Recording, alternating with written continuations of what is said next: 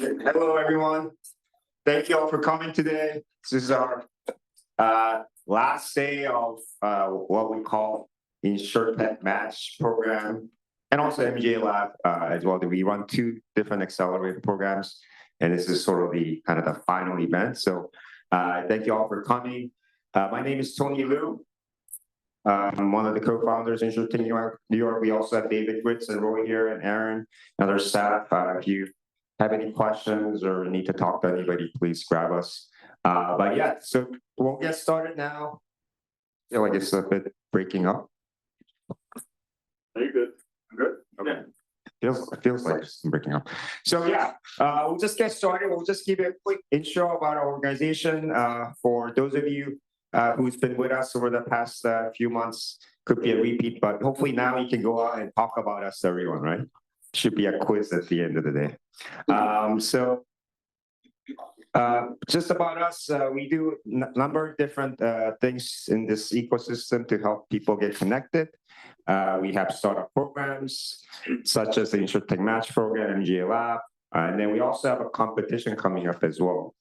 And we also host events, education, networking, and research. And then we also invest. So, and there's actually some of you investors here who are also part of our venture fund. So thank you all for coming. And we do a number of different activities throughout the year. So we're actually in Q4 right now, and basically kind of the last day, which is the demo day right here. But we have some upcoming events, which we'll talk about in a little bit. So this is our flagship annual conference that we host. It's called InsurTech Spring Conference. Our theme for next year is human side of insurance. I know we're a tech-based organization, InsurTech, but there's also a human side to everything, right? So we wanted to talk about that and share what are things that humans actually need to do. And you know, this InsurTech is not about replacing people per se. It's actually helping them be more productive. So we're going to talk about that. We'll start from distribution all the way to claims, and then also P&C and life and health. We try to cover all the bases. So please lock these dates. You can actually go and buy tickets right now. They're on a very good discount, I think 30% discount. So please go register. And I mentioned that we run different startup programs. So as many of you guys are here, I just want to share the different programs we have. All of you who are representing, we're probably part of these programs. But just reminding you that if you have friends, colleagues who's interested in breaking into the insurance ecosystem, or friends who are already in the ecosystem, just let them know we have these different programs. So we have a program called Early Stage Startup Competition. And this is for companies who are early stage. So if they generate more than $250K, we actually reject them because you're too successful. And we typically get over 100 applications, and 10 of them get to pitch in our conference. And then we have 2 winners. So we've been doing this over 6 years now. The application opens in January. And then InsurTech Match, this is for later stage companies. And we actually select them based on our carrier broker partners' interest. So they actually tell us, hey, we're looking for these specific problems to solve through InsurTechs. And then we invite them. And so, you know, typically you get about 40-ish companies going through this program. Many of you guys are part of that. So share with your friends. And the InsureLab is a very specific type of program we created to help new MGA startups to create an MGA business. And so if you have any friends, again, looking to create a new insurance product, then please let them know. Applications will open in May. All right, so we'll get into we're going to be doing the demos. We call it demo day. It's really not a demo. It's more of a presentation. But, you know, we have about 40 companies who'll be presenting today. The startups have done a lot of preparation to get to this point and have modified their decks and storylines to present to our investor folks. So we're going to start with software vendors, group 1, and then we'll get to life and benefits companies. And then group 3 will be kind of hybrid broker, MGA, and software vendor and P&C. And then we'll get into brokers, MGAs, and the PNC side at the end. So this is the order. Here, start presenting. Hopefully you know your order. If you don't know your order, then this is the order. You have it in your email. All right, but so this is the agenda. So we're gonna get started. We started, right? And then we'll have a panel to get kind of all of us just a little bit in the mood to understand how the venture capital investors think. And it should be a fun panel. And then we'll basically start the pitch exactly at 10 a.m. And then we'll have breaks every hour, so you can also mingle and network. And just so you know, investors who are here, hopefully they can stick around and network. There'll be other investors who will be coming in and out. So try to network with them. If you do your pitch, don't leave. That's kind of a waste. You know, if you do your pitch, just try to network and mingle and you know, try to like stay around for all day, and you'll be able to meet a lot of the investors. So that's kind of a recommendation. And we'll probably try to wrap it up around 4 p.m. And there'll be lunch will be provided as well. All right. So now David, you're gonna get up, and then all the speakers. Are you here? Yeah, so my panelists, Jay, Ravi, Tarek, if you want to come up. So why we decided to open with this panel is really simple, is, you know, the startups are going to be pitching in, 45 minutes. And our whole thinking is that we want to prime them, so when they're pitching, to understand who their audience is, the investors, and understand what they're looking for and what happens behind the scenes, behind closed doors after they see the pitches and what they think. So before we jump into the questions, I thought it might be helpful for each of the panelists to share basically two things: what stage you invest in and what's your average check size. And then, we'll get into the questions. So we'll go Ravi, Tarek, then Jay. Hey guys, Ravi here, principal at I Capital. We invest late seed through Series B, typical check size 2 to 5 million. Tarek Eliashich, Managing Director at Upstage. We generally invest A through C round. We can go a little bit earlier, sometimes a little bit later, but general check size 2 to 5 million. Hey guys, QBE Ventures, we invest in Series A to C.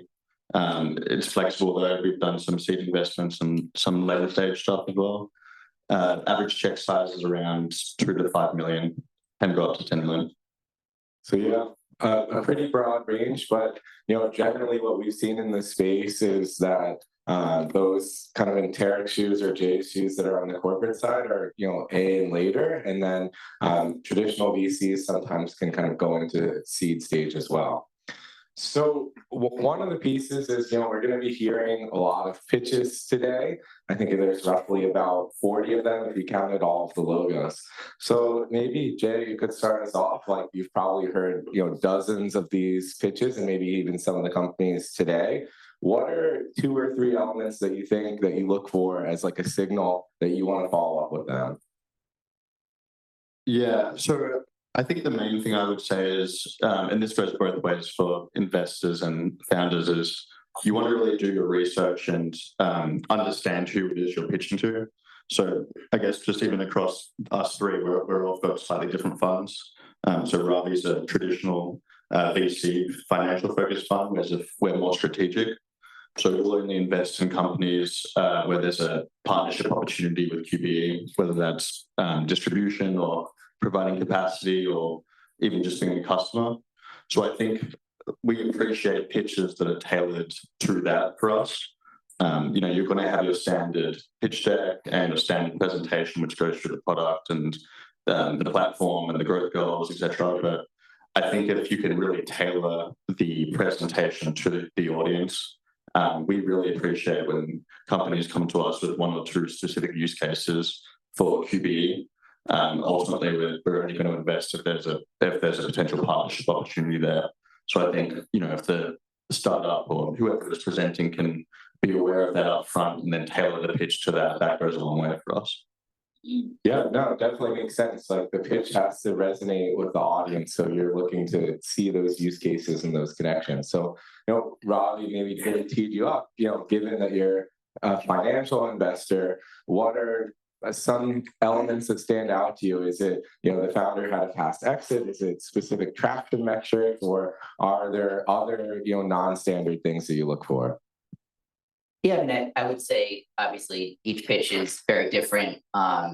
We look for strong articulation of industry knowledge, articulation of the problem that's being solved, where the business is today, and then obviously given that we typically invest in post-revenue, post-product, early growth stage businesses, we're really trying to better understand kind of the inflection point that we're looking at the startup in. So traction that they're having, kind of growth trajectory, and things that help us kind of make a decision quicker on whether or not we can be helpful. Just to add on, we obviously manage capital for a number of insurance carriers. We have 22 insurance carrier limited partners, and a lot of our value add is really being able to help our companies kind of go to market and acceleration. And so typically we can do that when they're able to articulate their problem well. They have working customers and are scaling, and so we found founders that articulate all those things usually resonate with the entire team. So I want to key in on that point about being able to articulate the problem. So Tara, given that you kind of sit in between both mandates, you have the financial side and the strategic side. When a startup does a pitch, do you go back to a business unit and say, is this a real problem that you have, and try and validate it? Or is a lot of it like, what's your working knowledge in your head? Yeah, so as you mentioned, we have both financial and strategic funds. We are very well connected with our business unit. I report to our chief investment officer as well as our head of strategy. So we work closely with her as well as our business unit. So we know what problems we are looking to solve. So like to Ravi's point, like when somebody comes and pitches, like we want to make sure they understand what problems they're solving for us, and then what is the value of that problem and how they're going to do it. Very often it's like, it sounds good, but like you do not have real good perception of what that value is for Allstate, nor you're able to articulate it, then that doesn't work well with the business unit. So I would say that's number one thing. The second thing that we see that startups like sometimes really don't appreciate as much is if we engage with you, like we are, my group is set up like we're going to give you a very quick yes or no, like yes, we're going to go to the next step and engage business unit, or no, here's the reasons why what you're doing is not relevant to us. But then when we engage with the business units, what we want to make sure that the startups understand is like we're actually committing time. We're bringing business leaders to understand the problem and looking for solution. We're actually thinking about in the background, like how we're going to integrate this if we decide to go down the path, what's the technology and all that work. So when we start getting to the stage, like we really want the startups to be at their top of the game and be able to kind of work with us, bring the other knowledge and other experiences that they have, the other companies, and then work with our business partners to truly understand the value. And what we're going to do in return is we're going to make process as simple as possible with procurement and get very quickly to test whatever we have, whether it works or not, and then give you feedback. Yeah, so it sounds like you really have this integrated process. If they end up getting into some form of diligence, you're kind of almost committing to them that you're going to help them with the procurement process, and even wage some of your own credibility within the business units on their behalf. So they better do a good job and be situationally fluent. So on that topic, maybe Jay, you can share your perspective, and maybe I'll take the pessimistic view. Let's say a startup has a great concept. It's good to work with your business unit, but they're not very good at communicating the problem, or their pitch is not crisp. Are you willing to do the work to get past that? Or if they can't communicate, you're worried and you're going to just stop there? So how our team is set up is we have an investment unit, we have a partnerships team, which works really closely with the business at QBE. We try to bring in the business as soon as possible because, if there's no early alignment, then we'll just stop wasting everyone's time and drop it there. So I think that they're the experts in digging out and understanding if there's a potential application or use case here. So to answer your question, if they can't articulate it perfectly, someone from our team will be able or the business will be able to pick it up and then ask the right questions and take the conversation to where it needs to go. It doesn't need to be a perfect pitch first time. Wow, well, that's a lot of grace that you give to the founders. So appreciate you doing a lot of work for them, Jay. So, continuing on the pessimistic route, Robbie, what are some red flags that if you saw in a pitch, you're like, no way I'm taking a second call?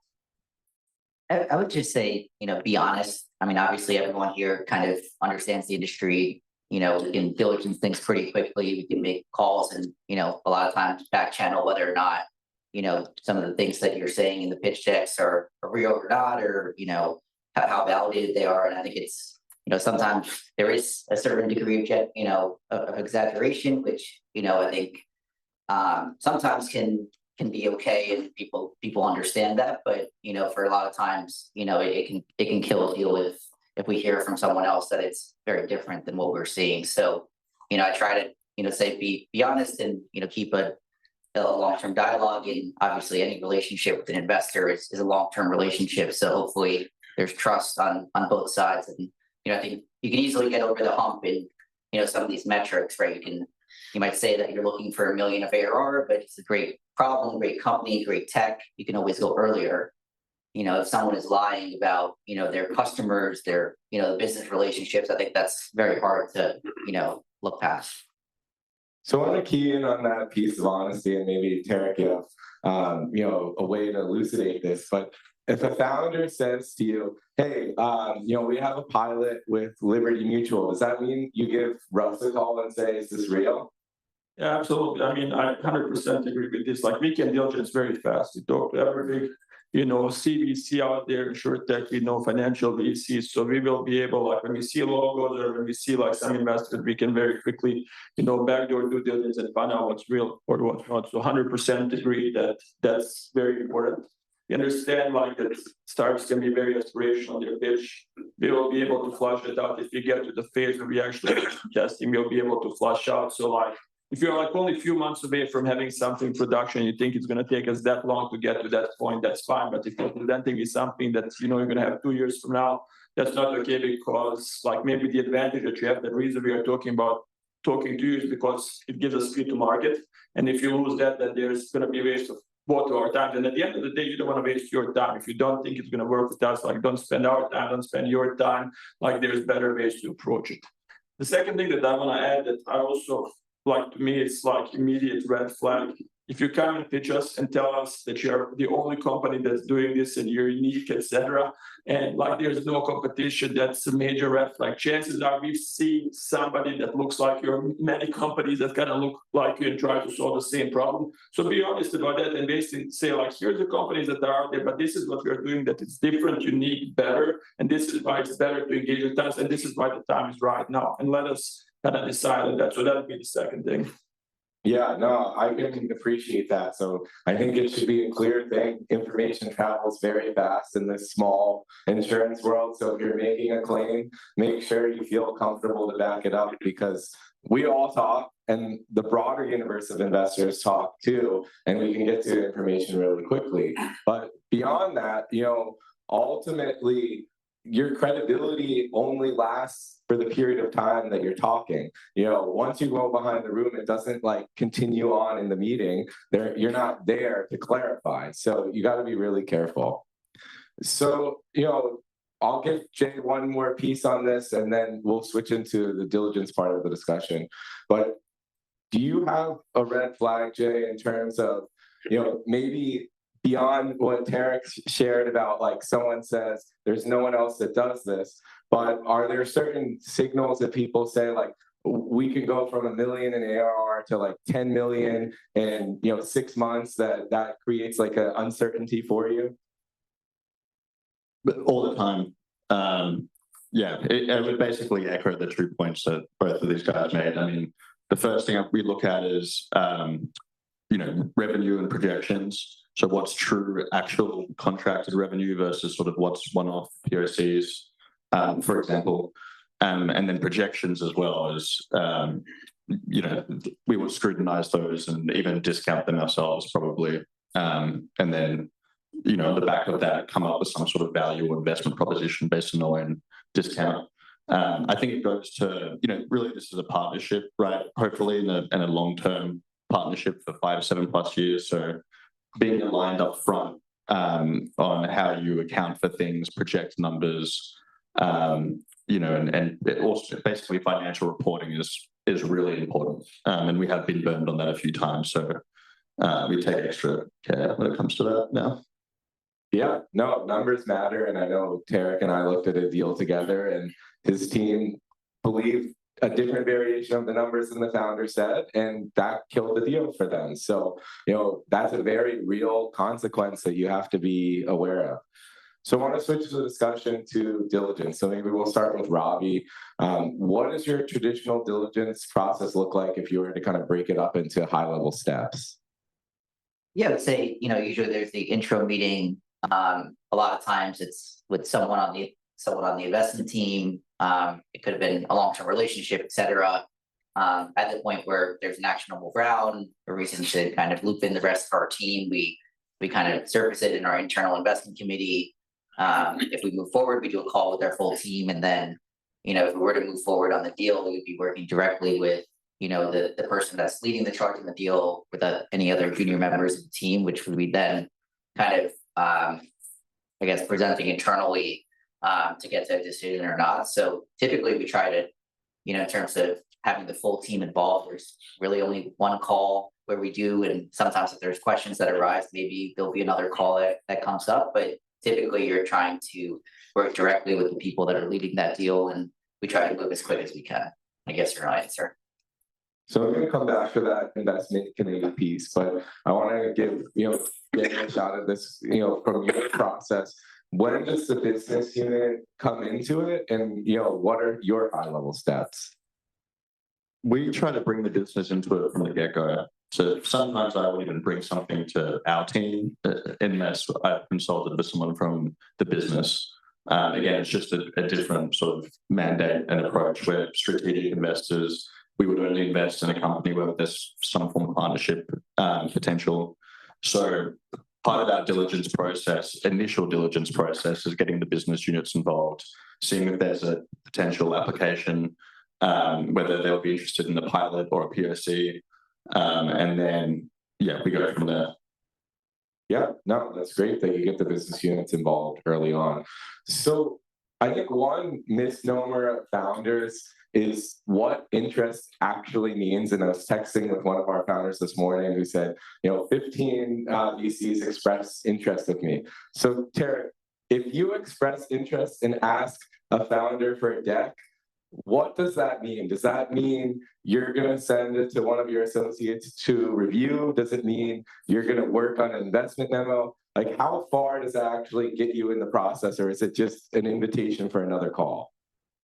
Yeah, so I think that means different things to different people, and depending on how people feel the company. For us, generally, I'll try to quickly run through the process. If you see somebody that you're interested in, you'll request the deck, and we'll ask for the business overview deck as well if our business unit doesn't already know that company. And we will quickly run it on the back end to kind of get a sense, what do we think strategically and how does this align with the problems we're trying to solve. At the same time, people on my team are doing very quick due diligence, very high level, trying to figure out would this be a good financial investment. As I mentioned, we look at both from the financial as well as from the strategic standpoint. So we look at companies we looked at that look similar in the past, how it aligns with their investment thesis, etc. If we reach out to you the second time and ask for more information, have a deeper call, and we involve business units, and those kind of come back to back, that means that there's more interest. It's still, you're not passing it round where we are ready to dig into the data room if you're raising, etc. But that means that there is more interest, and we are trying to figure out kind of how to position the next steps. When we are truly interested is when we actually ask for the data room access, and we are looking to actually evaluate financials, and then connect your financial story and how you're projecting versus what you're telling us. To me, it's like modeling at the early stage level. There's going to be mistakes left and right. You're not going to agree with valuation, but what it really helps you is understand the story and understand how founders are thinking about it, and does the qualitative part match with what you're doing quantitatively.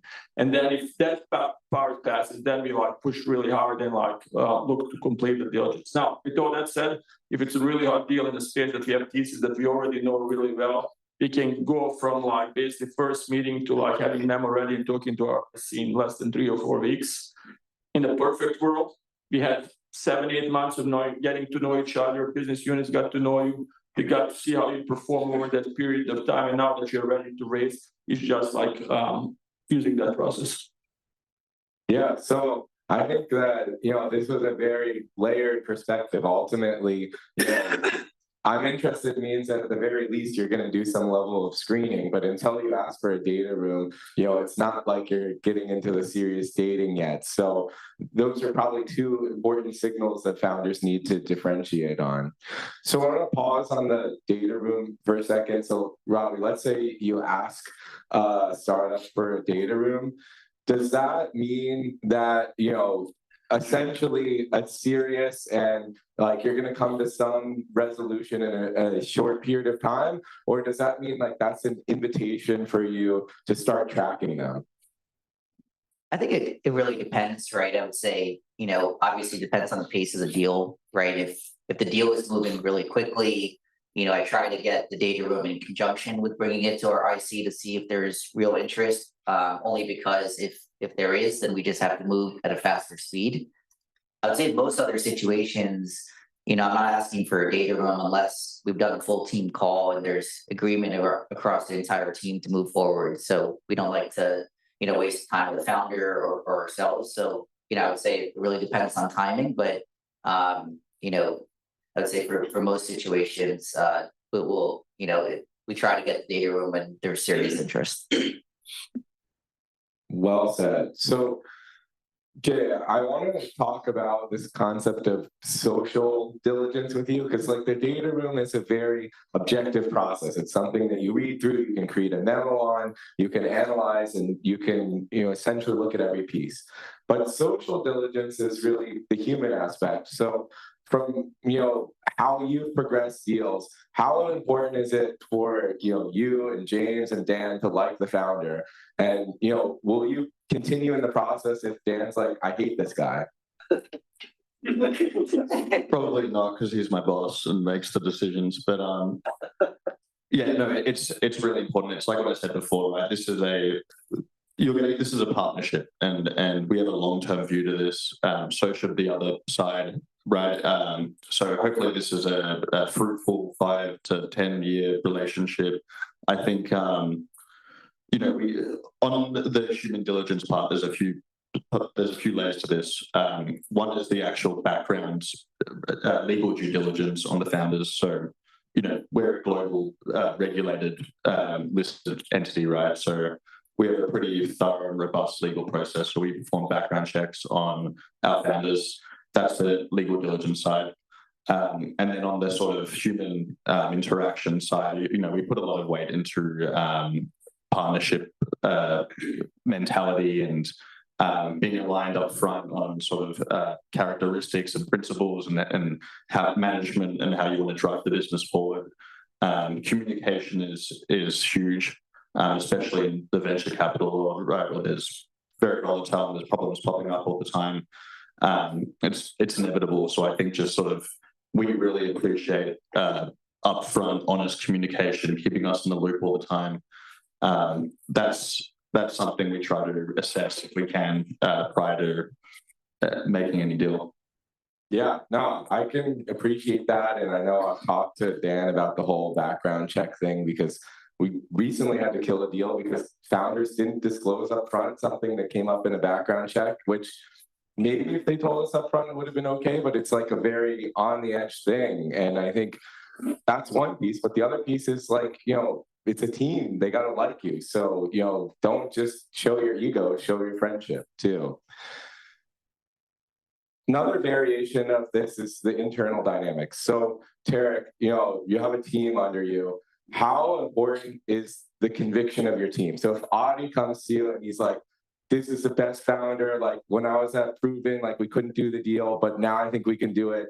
Is that going to weigh a lot to you? Or is it more for you, it has to objectively make sense and that weight of the personal piece is not significant? It absolutely carries weight. I mean, no doubt about it. Like I look at my team as them being experts in their specific field. So the way they're divided, they cover specific sectors and they have connection, etc. And they build the investment thesis that we align on. So if they believe in the team, if they've actually known the team, they know them on a personal level, that carries a lot of weight. Coming back from investment banking background, like I always ask myself when we were hiring new analysts or associates, is like, if I'm working $100 a week and it's Friday evening and we still have to build the model over the weekend, is this the person I want to be around and work on this? Or is it somebody that I cannot stand at the end of the day and I just want to get away from them? I kind of use the same application when it comes to the founders. Is this somebody I can be around that I clearly trust, that my team trusts, that they're able to build a relationship? And when there's problem, and let's be honest, startups are going to have a lot of problems. You want them to come to you. They don't have to take your opinion, but ideally they're taking your advice because maybe you've seen it before and you can help them out. Because the only way that you're actually going to build a successful company is if you work closely with your partners, with your investors, etc. So having my team conviction around the team, having that social element is really, really huge. And then the other huge part for me is like when we do the due diligence, and like during COVID, we learned this lesson the hard way, like when we couldn't diligence the teams and watch the interaction because everything was done over Zoom. It makes a tremendous difference. Like you go in person, you see how a team interacts, who answers questions. Like if I see a CEO and he has 2 or 3 their employees, that's, and he like doesn't let them answer anything, that's a problem for me, because like he doesn't trust his team. If we see, for example, that like female members of the teams are not equally treated as the other members, that's a problem. That's like a deal killer for us. So we look at those dynamics and we kind of have a scorecard for management team and the dynamics. We have a scorecard for financial and everything. And then we kind of look at it holistically and see whether it makes sense or not. And sometimes we will pass on a deal that other people are dying to get into because we are just not comfortable with the dynamics that exist either in the management team or the boardroom. Yeah, so I think it's clear. You got to respect your co-founder, respect your team to earn Tarek's respect. But I think an important thing that I pull out of that is a lot of founders' belief is that I just need to get to the partner. They just want to talk to Matt or Tarek or Dan, right? But ultimately, like Tarek said, like Adi and the rest of his team influences him. So if they build conviction, it means the deal can still be done. You don't have to only talk to the partners in order to make a difference. So I'm going to roll into a couple final questions on investment committee. So we'll start with Ravi. What's the structure of your investment committee? How many people are on it? And for a company to move forward, does it have to be majority, supermajority, unanimous? Yeah, we have a 5-person investment committee. I would say, it just has to be a majority to be pushed through. And to come back to the earlier point on, someone, that does everyone on the team have to love the founder? The answer is no. Like not everyone has to love them. You go on a call and you're like, wow, this one guy really hates me. I mean, there's still a chance that the deal could get through. I will say, though, that whoever is working on the deal, pushing the deal through for you, right? I think the more information you provide, the less things that come up. I mean, you have to think about it this way, right? You provide less information and someone goes to an investment committee, right? And then a question comes up and you can't answer it. Either you're going to prolong the process or you're going to kill the deal. So, I think you want to make sure that you have, all the information necessary. But to answer the question, it's, just a majority, and we don't have to love everyone. Hopefully, at least somebody loves the founder. I think one point I want to pull out of that I think is really important is what you said. If you're presenting in front of the investment committee and you don't know an answer to the question, it may kill the deal or push it back. So it's almost the founder's responsibility to make sure that you know everything you need to know and almost preempt the questions that you're going to get. I would say yes on the founder, but also you want to be working with a good investor that's asking the right questions, right, and doing the right work. Yeah, so maybe that's the key. If the investors don't ask you a lot of questions and they say they're going to send it to IC, probably not going to go as well as you might think it might, unless they know everything about your business already. So, other final question for Tarek and then Jay. So, from your investment committee, what is the makeup between the business decision makers versus just the pure financial decision makers? And does it have to be unanimous or not? Yeah, so we actually have two different investment committees. So for our financial funds, and we sit within investments group, we have our head of private equity, our head of head of risk alongside our chief investment officer. So that's one investment committee, and that's purely looked at in the area that we understand deals that we are looking at just assigning the financial returns. We are not assigning any strategic value. On the strategic side, our investment committee is our chief financial officer, chief investment officer, chief marketing officer, and then head of our largest business line. So we have input both the financial side as well as from the business side in terms of the value of the technology. And we look at that from two different perspectives. We look at it near-term interest. So business units are ready to be engaged and there is interest there and we can do commercial engagement in 12 to 18 months. And then we look at what's coming around the horizon. Because part of our role, sometimes I feel like CVCs don't talk much about is seeing what is coming around the horizon.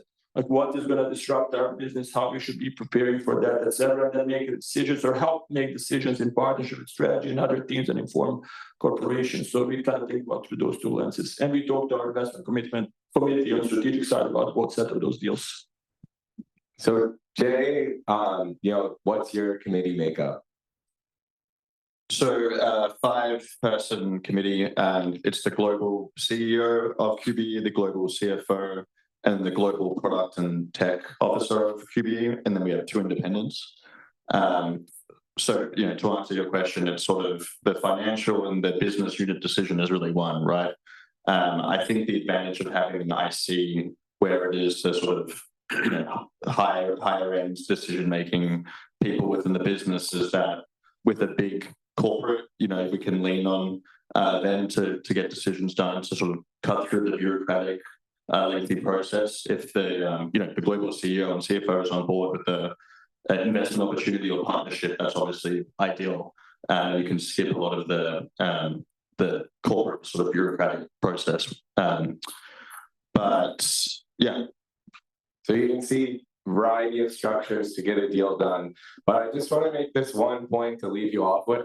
All the questions I asked are fair game questions that you can ask all of these guys if they're actually interested in your company. And you probably should if you want to increase the outcome. And beyond that, if you become a portfolio company, to make sure that you stay in good graces with them. So keep those in mind. And hopefully this gives you some insights on who you're going to be pitching to. Thanks to the panelists. Hold on. First one. All right, guys. You guys ready? Here we go. Guys, excited? We have a lot of great stars today pitching. Generally, we have a nice group here that is my mic working? Yeah, there it is. Yeah. It covers the first set covers all lines, and we also have PNC. We also have a special guest here. The first one, Andrew. He's been in our cohort before. We decided to squeeze him in a little earlier because he has to get out of here, but. We believe in good karma and bringing him back. He wanted to come in there and pitch this time. So a little different on platforms, but I would love to invite him in to start us off here. So with that, a lot of these are just software vendors, but we have one platform in here. Without further ado, on the clock, let's get it going. Thank you. Oh, here we are. This is me. So let's get started. So we're Velaris, and Velaris come from Latin, which means to shield or to veil, and that's what insurance does.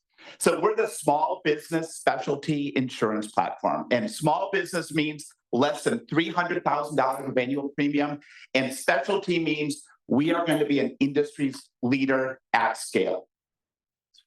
So today, I know this is a generalization, but today small businesses buy their insurance locally, and that broker is fantastic.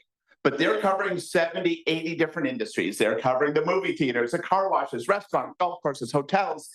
And I think what needs to happen is they need to be sold by someone who's excellent and has built products specifically for their industry.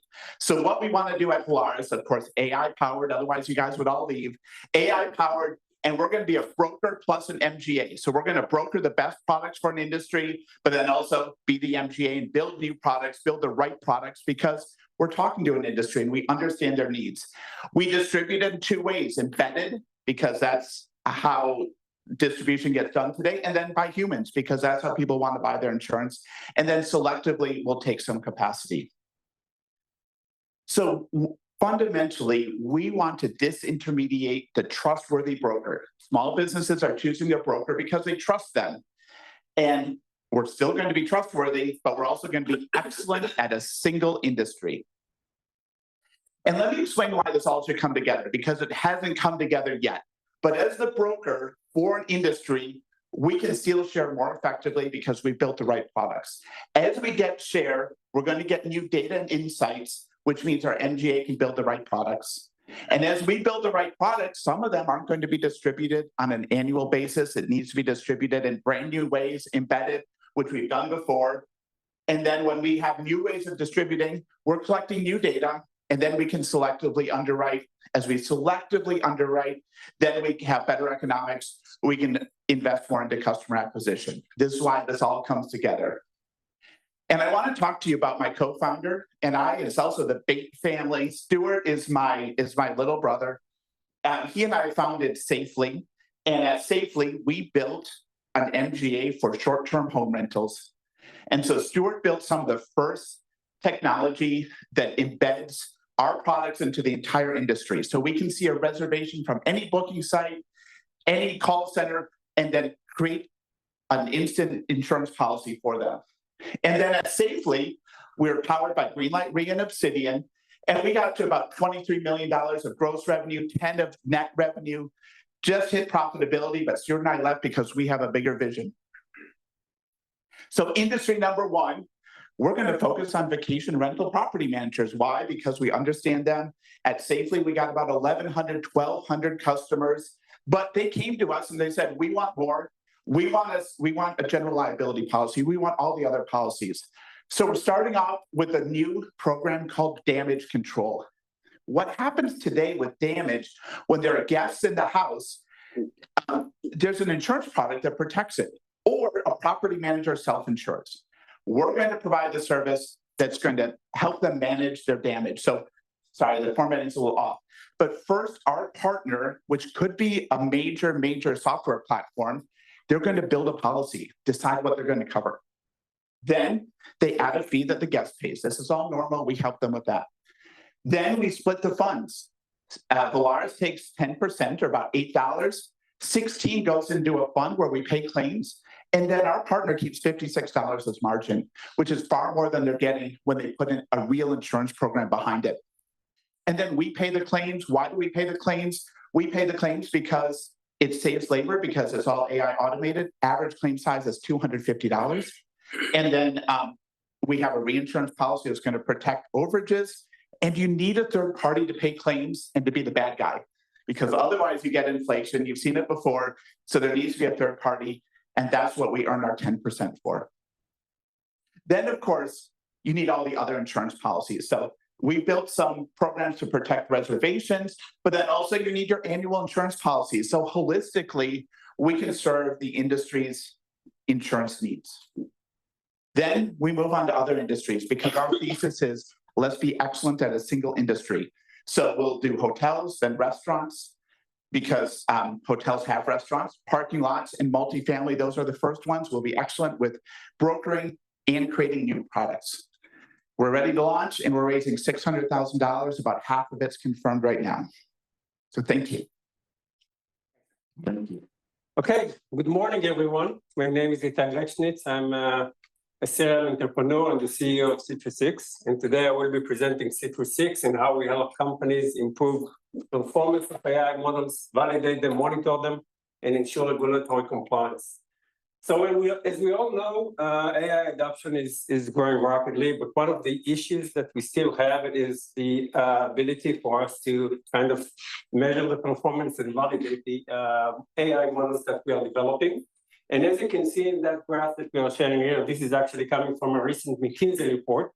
The biggest concerns that companies see today when it comes to AI adoptions are all related to regulatory compliance, accuracy of the models, reputation of the organization as a result of AI faults, equity issues, and these are like the top concerns. The ones that are painted in orange are actually the ones that we at Citrusx help solve. So to understand the problem, when we are measuring the performance of AI solutions today, we typically use global metrics. Global metrics act like averages. So when we test this age prediction model, the result that we are getting is 88%. It doesn't tell us how this number was calculated and why it was calculated in the way that it does, and it completely misses error and faults of the model, such as you're seeing here in the middle. When it comes to LLM, companies typically make the move into the market by doing some sort of a prompt design. Then when that stops working for them, they move to LLM as a judge, which is known to be not scalable or not good enough, and they end up doing kind of a human in the loop process back again, which is obviously resource intensive and not scalable at all. When AI goes wrong in production, we see cases such as the ones that we see on the board, and we read about them in the media every day. The reason that we show that, and these are big brands, that they don't like the resources and they didn't cut corners before they deploy their AI models into production. The reason that they are here is just the tools that they are using are simply not good enough to ensure proper use of the AI models. At Citrusx, we have developed a deep technology that uses mathematical and statistical algorithms in order to break down the data scope and the model into smaller areas that can be analyzed, comprehend. We provide important characteristics to each of those areas, such as what's going to be the error probability, bias issues, feature influence, feature significance, and all of them kind of have a linear behavior. So we can characterize them and help the companies make a decision. So in a way, we cut open the black box of AI. For LLM, we have a solution that is performing very well in our lab test. We are going to roll that out to production by Q1 next year. That's going to help companies do entity extraction validation, intent recognition, validate the retrieval models, and also detect fairness and bias issues in the models themselves. The architecture of our solutions come with the algorithmic layer, the two model families at the bottom, and on the top we have the business layer and the data layer. So we are kind of targeting different stakeholders in the organization, starting from data science teams, model risk management, risk officers, and regulatory compliance managers, and delivery people as well. So we don't just do validation and improvement of the models, we also help them monitor the execution of the model in production, prevent data drifts, hallucinations, and automate the regulatory compliance supports for those companies. This is a case study that we have with a tier one bank that we're working with. They use an underwriting model that wasn't performing very well for them and had some accuracy issues. When they started using our solution, we showed them some tremendous impact and influence in the improvement of the accuracy, detected areas of concerns within the data space of that model. And also as a byproduct, we managed to reduce the time to production by 80%. In terms of traction, so we are right now at $320,000 of ARR. We have recently signed new distribution reselling agreements with some of the partners, and we have a very strong pipeline coming down the road. Our business model is focusing, it's based on the annual subscription, based on the number of models that the client has. We deploy typically on-prem or in private clouds as companies are very discreet about their data. Our go-to-market is using direct sales and resellers, and we target at the moment North American financial institution looking to expand into insurance markets. Our current ask is $3 million in a safe or an equity round. The use of the funds will be to build a sales and marketing team for the US, roll out the reminder of the solution for the LLM, the SaaS offering, and the additional regulatory report, which we want to embed in our solution. That will be all. Thank you. Thanks very much. Good morning. Good morning. OpenAI is an LLM, large language model, and it is used for general purpose inquiries. InsOps SLM, it's a small language model. SLM for insurance. It's an insurance centric, so it's used for insurance data related inquiries.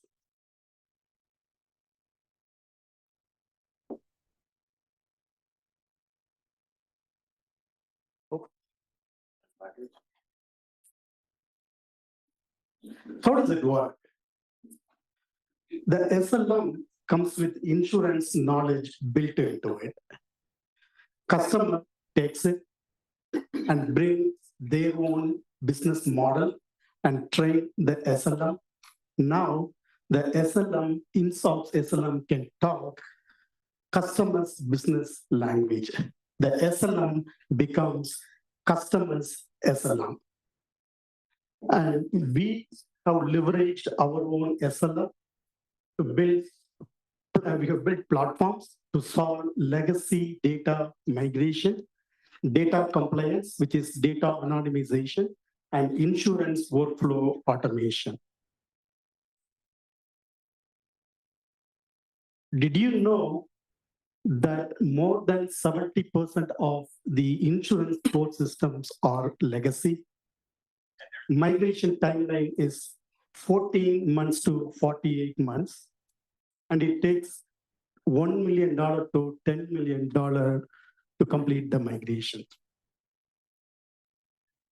And that is what we have resolved. For Golden Bear Insurance Company, we took the 40-year-old claims data and we migrated that into Guidewire claims platform using our SLM in 4 months. Due to the early legacy retirement, the customer was able to save $1.5 million.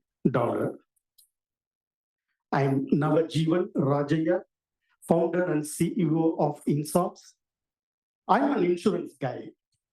I'm a data guy. I have been in the industry for 26 years. I have decommissioned 100+ insurance core systems.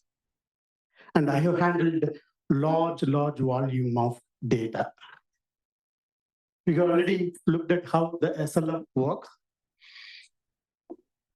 Using our SLM, we can solve many different business cases. As you can see here, everything related to data, we should be able to solve with our SLM. Competition, large consulting companies, they have the habit or the culture of doing all this work forever. And some of the other companies, they are doing bits and pieces here and there. InsOps, we are providing like 360-degree spectrum of solution using our own SLM. Market size, through our SaaS platform, SLM SaaS platform, and workflow automation, we are looking at 631 million recurring and 7.7 billion through the legacy data migration, and it has two components to it: platform fee plus the professional services fee. We are looking at gross margin 60 to 70%, and we are seeking 3 million seed funding. We have already received a term sheet for $500K. Now we are seeking 3 million seed funding safe. And we use it for sales and marketing, operations, and to hire key resources like Sonia on the marketing side. And we want to set up a runway for 24 months so that we can focus on execute. We'll be cash positive in 2026. With current contracts, we'll be looking at to close $3 to $5 million 2026, and our sales pipeline is healthy. These are our customers. In addition to these customers, through our channel partner, we are also helping another customer. Due to NDA reason, we are not able to put their logo here, and we are a Guidewire partner. Our solution is going to be listed on the Guidewire marketplace soon, and Golden Bear is our strategic partner as well. We are insurance professionals. We bring 100+ years of insurance industry experience to the customers. Who wants to join us in this journey? Let's connect and talk. Thank you so much. Okay, thanks everyone. I'm Encore, the founder and CEO of Multimodal.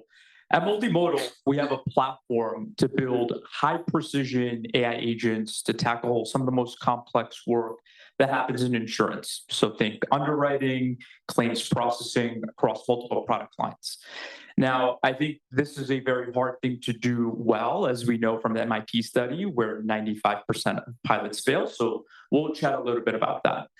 Brief background, third startup for me. A lot of my career starts in big finance. I've been doing machine learning now for 10 years, have written a couple of books in this space, and have had 2 exits so far. Now, the big problem, this big hairy problem that we face is that a lot of the complex work that happens in insurance relies on expertise that people have over decades of work, and that's often in their heads. These people are about to retire.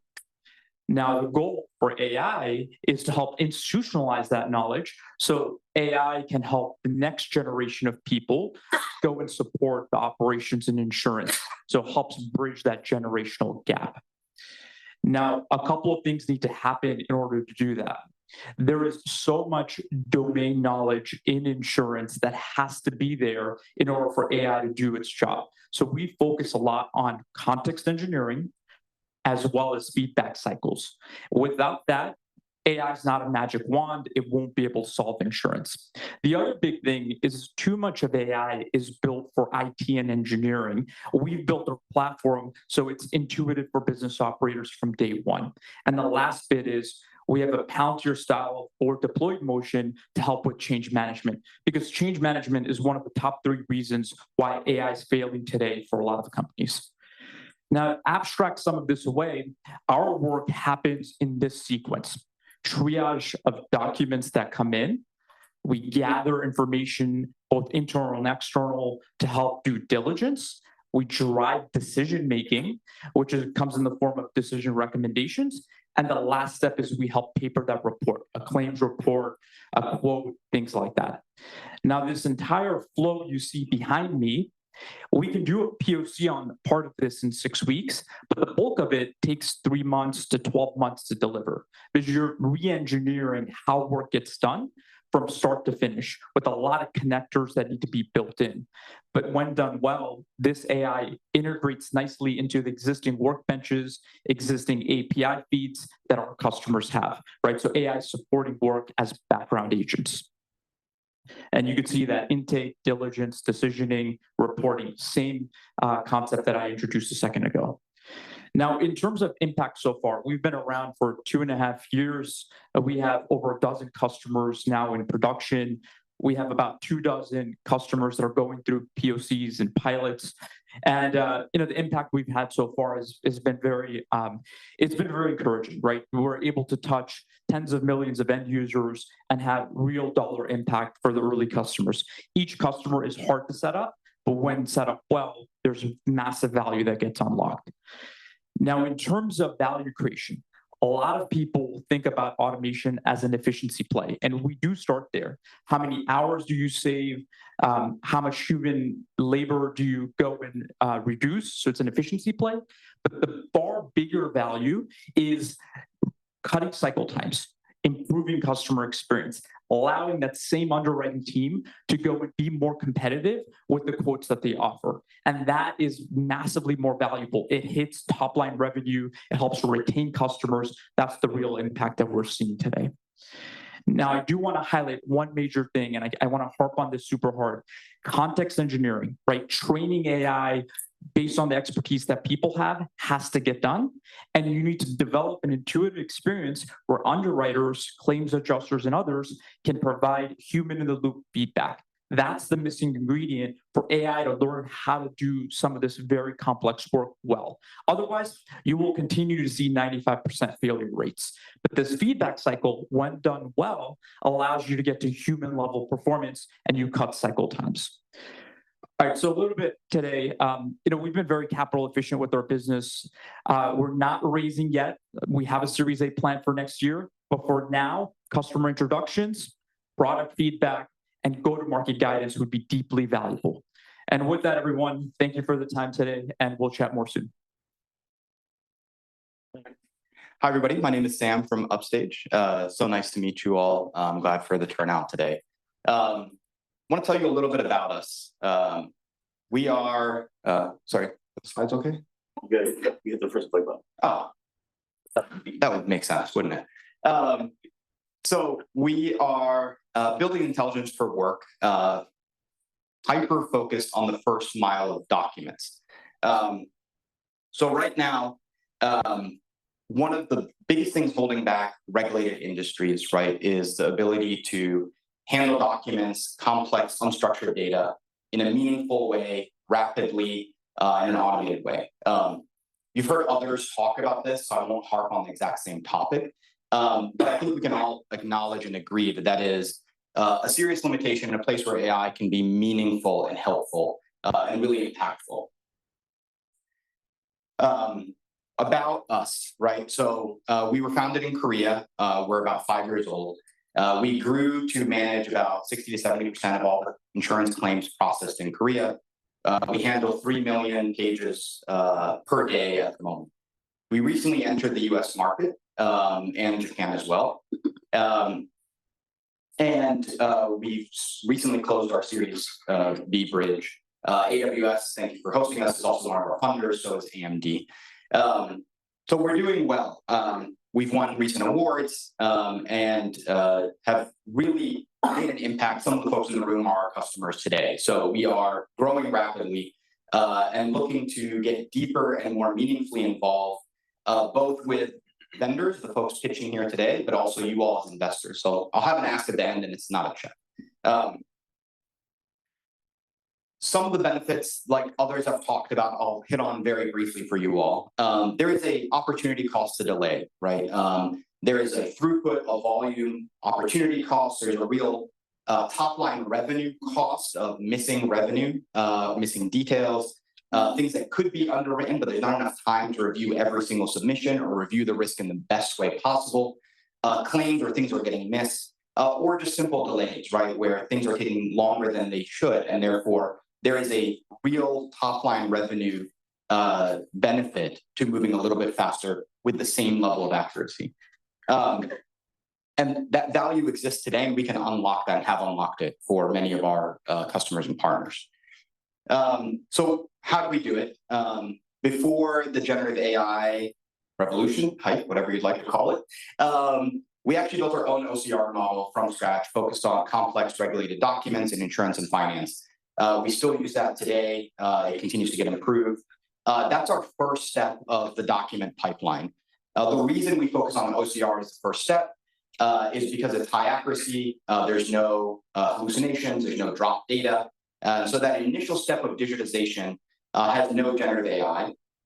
The second step is we did build our own frontier model, LLM model. We're currently in the race, leading the race to become Korea's sovereign AI.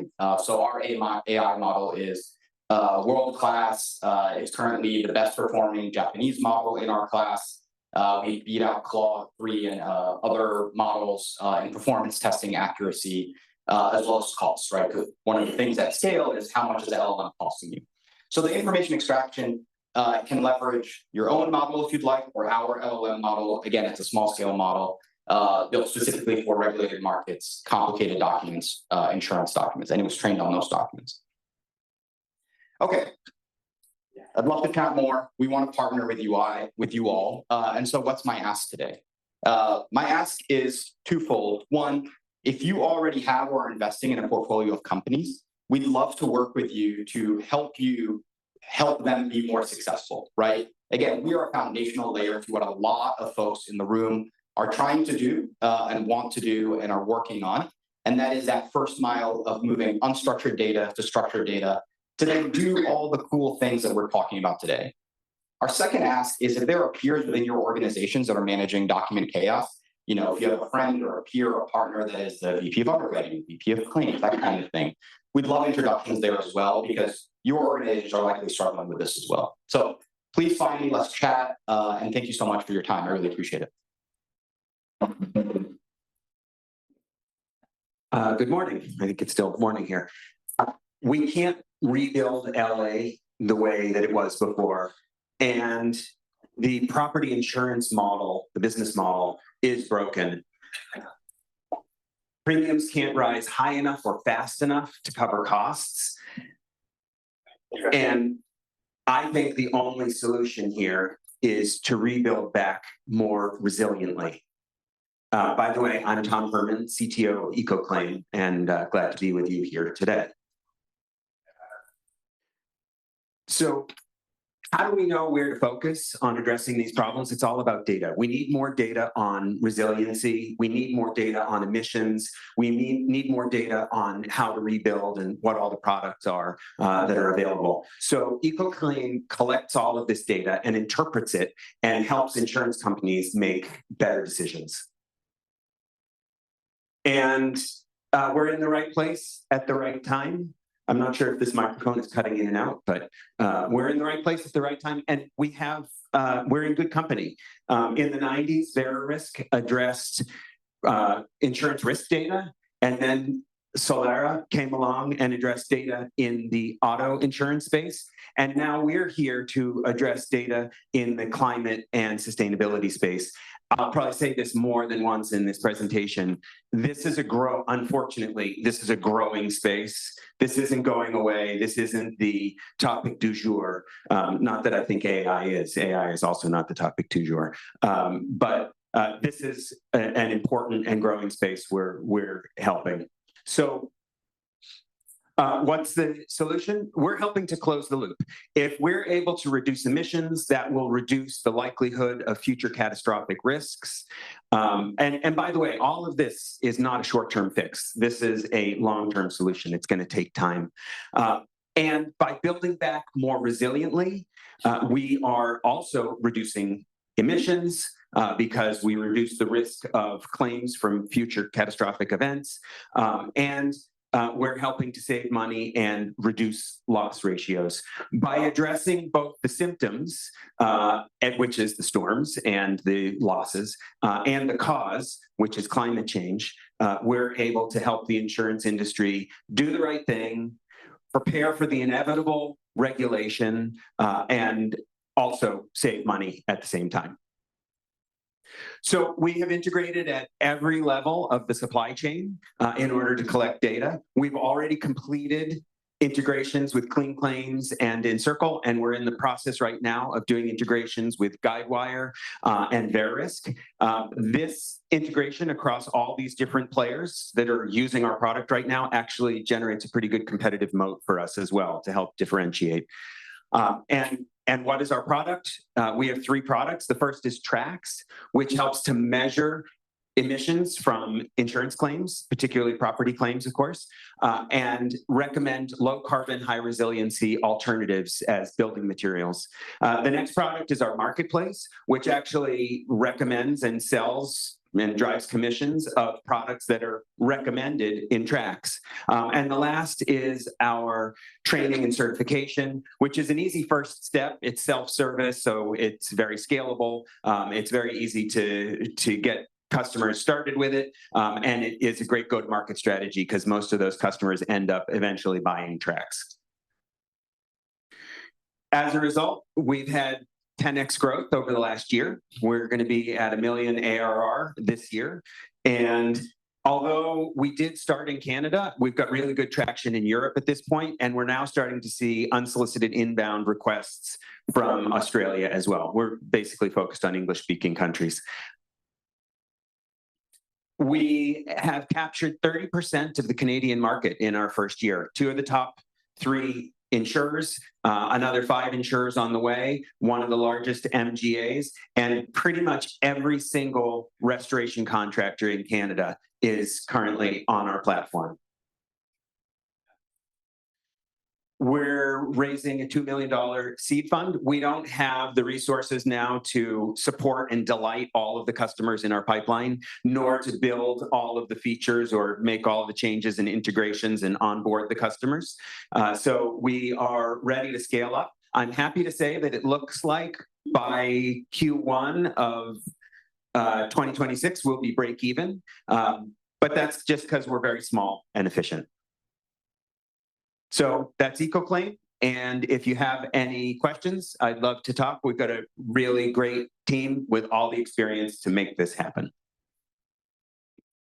Hello, I'm CEO of Protosure, Ria, and thank you for attending. I'm going to tell you a little bit about our company and what we're doing and what we're trying to raise. So we're a insurance workflow OS. That means we're the platform for insurance companies to build and distribute their most complex insurance products. Yeah. And many of the cases, these insurance products are being done manually right now in spreadsheets and workstations, and we help them automate and digitize that into the next generation of systems with the AI capabilities. So some of the underlying capabilities, what we do is we focus on the essential workflows within insurance companies with their most complex insurance product lines. So that means the online forms, internal document generation, AI capabilities, spreadsheet management and automation, converting them to APIs. So this is a little bit about what we're doing. How do we take in third-party data and enrich those use cases? A lot of this is done for certain types of products in a very large scale, very engineering heavy approach. What we've decided to do is, can we take those same capabilities and put it into a no-code AI-enriched platform to be able to accomplish the same goals? And with that, you're able to take the multiple specialty lines of products within large insurance companies and give them the same capabilities as they would have in the largest product lines within the same companies. So that way you have two different types of IT automations within those companies. One, let's say for auto or home, where you have a large scale engineering support. The other, where we have a large umbrella underneath Protosure, where you could have those multiple, highly complex, specialized commercial lines within our system without doing any product development, and engineering development, without any coding involved. And secondarily, we designed this for the US and Japanese markets, and that's where we've had the most success to date.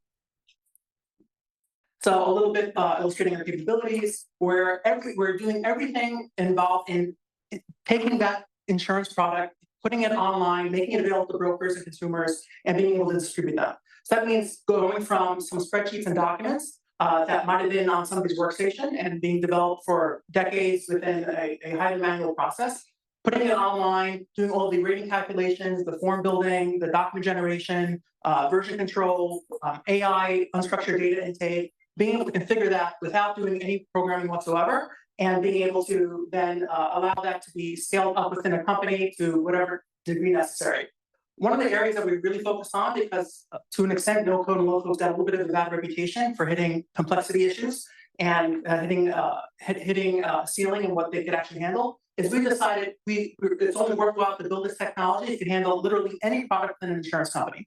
So typically when we go to an insurance company, we ask them to demonstrate what we can do for their most complex product lines, the ones that have not been amenable to any kind of digitization. We showcase how we could actually convert that in a highly scalable, automated way. And that way they could feel more comfortable that they could scale and put all those product lines under the umbrella of our company.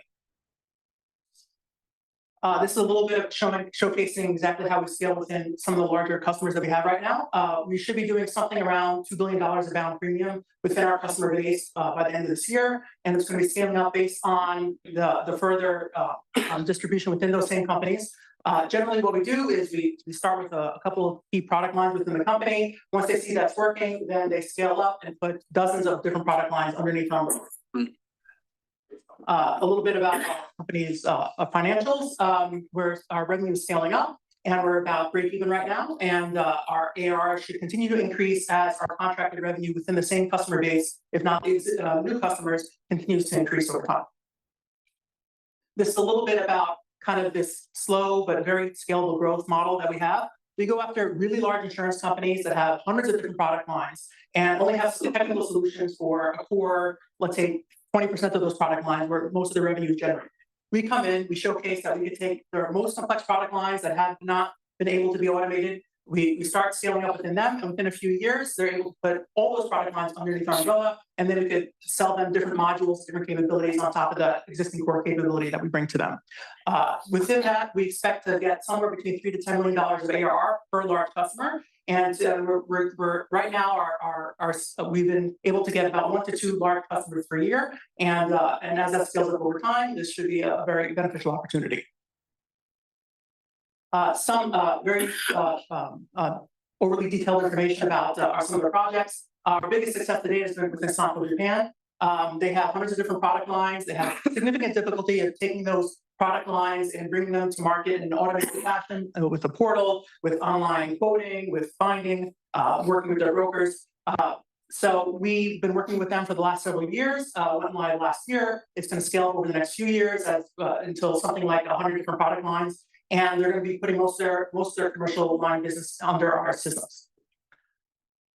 MSNAD, we're starting to work with as well. In the US, Great American Insurance is a company we're working with very closely. We won their RFP recently to automate all their systems, and we expect there to have the same kind of progression as we did with Sampo Japan. This is a little bit about the team. One of the reasons that we have been successful is that we've been working together very closely for something like 13 years across multiple companies. We know each other really well. Able to do things that these insurance companies don't feel is actually achievable with our technology tools and being extremely responsive to their needs as they scale up over time. A little bit about our fundraising. We're looking for a $7 million raise right now with about a $40 million post. We raised in 2022 with Builders VC, and we're hitting our targets. Right now, what our core focus is, how do we take our existing product line, add newer AI capabilities in a no-code way that allows these companies to continue to take the best of the market and be able to support that within their systems. Right now, we're also exploring non-insurance use cases, particularly in Japan, where there's a lot of Excel and document automation needs that they have, and they don't really have any good alternatives. All right, thank you very much.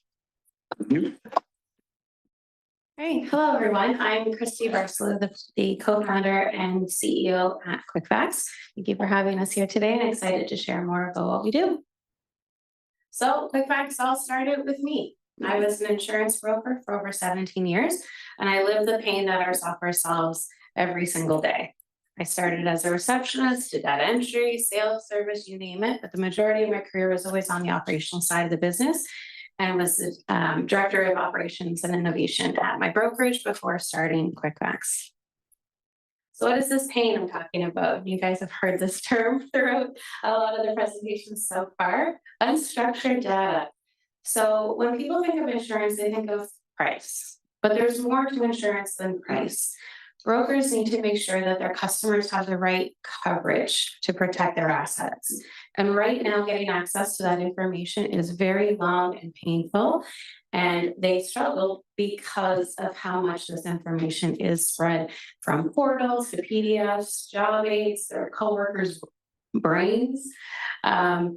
And on top of that, brokers also struggle with the lack of their own internal operation and procedures, which leads them to not be able to leverage this modern technology that we're hearing about today.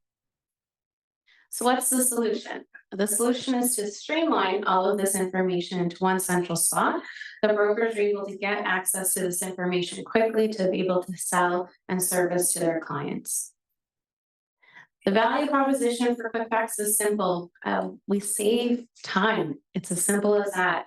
Brokers are able to get back 80 minutes per user per day in wasted time doing this, which just leads to happier customers, increased revenue, and retention. How we're doing this is through our AI engine behind the scenes. And we've heard a lot about AI engines here today, and it's the same problem. Brokers are trying to find AI solutions that they can just put all of this unstructured data in that's messy, that's constantly changing. It's not, and it's not working because these models just can't support this.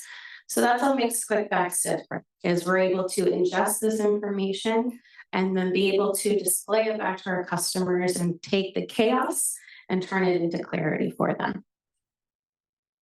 So our market opportunity, so we have started in Canada, and we're all across Canada, and we are now moving into the US and the UK space. We've started in property and casualty, but have the opportunity to move into the life space as well, and beyond.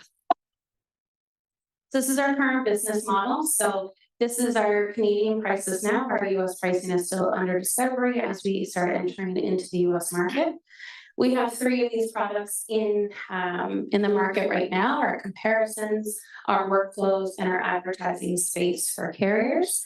And these are all based on a sustainable SaaS style revenue. And our goal is always to expand within each revenue model to be able to continue to drive more value and bring forward future things like an academy, as well as data and analytics for our carrier partners as well. So QuickFacts has been growing very, very steadily, very quickly. We are now at 2 million in ARR, and the stats here on the screen share a lot. We add at least 260 new users every month. Our net retention is over 100%, showing how sticky our product is. Our annual contract value is over 10,000, and our acquisition cost is low for the 3,500. And brokers love QuickFacts. We have a high net promoter score of 65, which is well above the industry average. And it just shows, as brokers talk about our product, that they say that it is essential for them to be able to do their day-to-day. And these stats show why. Once again, that 80 minutes per user per day, imagine getting that time back in your own day. Just think about getting that back. And then on top of it, increasing sales by 20% and reducing onboarding training time by 50%, as we know that knowledge gap is definitely coming through our industry. This is our team. So you already heard about me. I'm not going to talk about me again, but there's more on our team. The co-founder, Jeff, comes from a really strong sales and marketing background, which has been key to our growth. Mitch is our CTO and leads our technology. Stephanie is our VP of product, and she just leads such a great innovative and user-focused vision for our product. On top of that, we have 13 of our employees that come from that broker background, as well as a board of directors to give us that governance. So we are a proud portfolio company of InsurTech New York.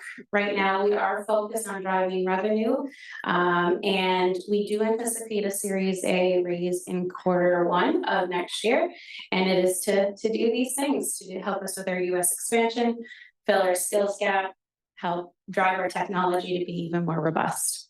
If you're interested, connect and I will share more. Hello, testing, good. Hi, everybody. My name is Scott Cronin. I am the US operations lead for Ciba Analytics. I don't know how we got to this slide. Close your eyes, everybody. Oops. Okay.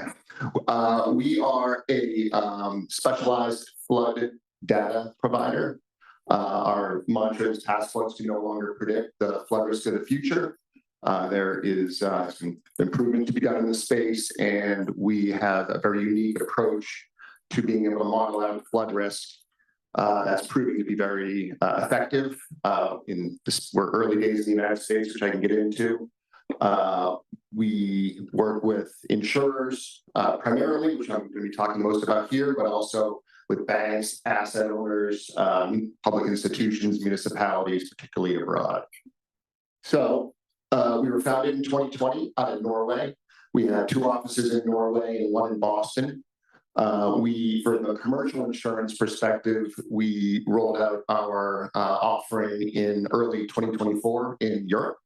And in Q4 of 2024 here in the States, we're building this unique database of building level flood risk data. So being able to tell at a very precise level what the flood risk is for an individual building based on the terrain, based on the land use cover and where it sits. Nothing to do with historical flood, nothing to do with some of the more traditional mechanisms that are used to be able to gauge flood risk.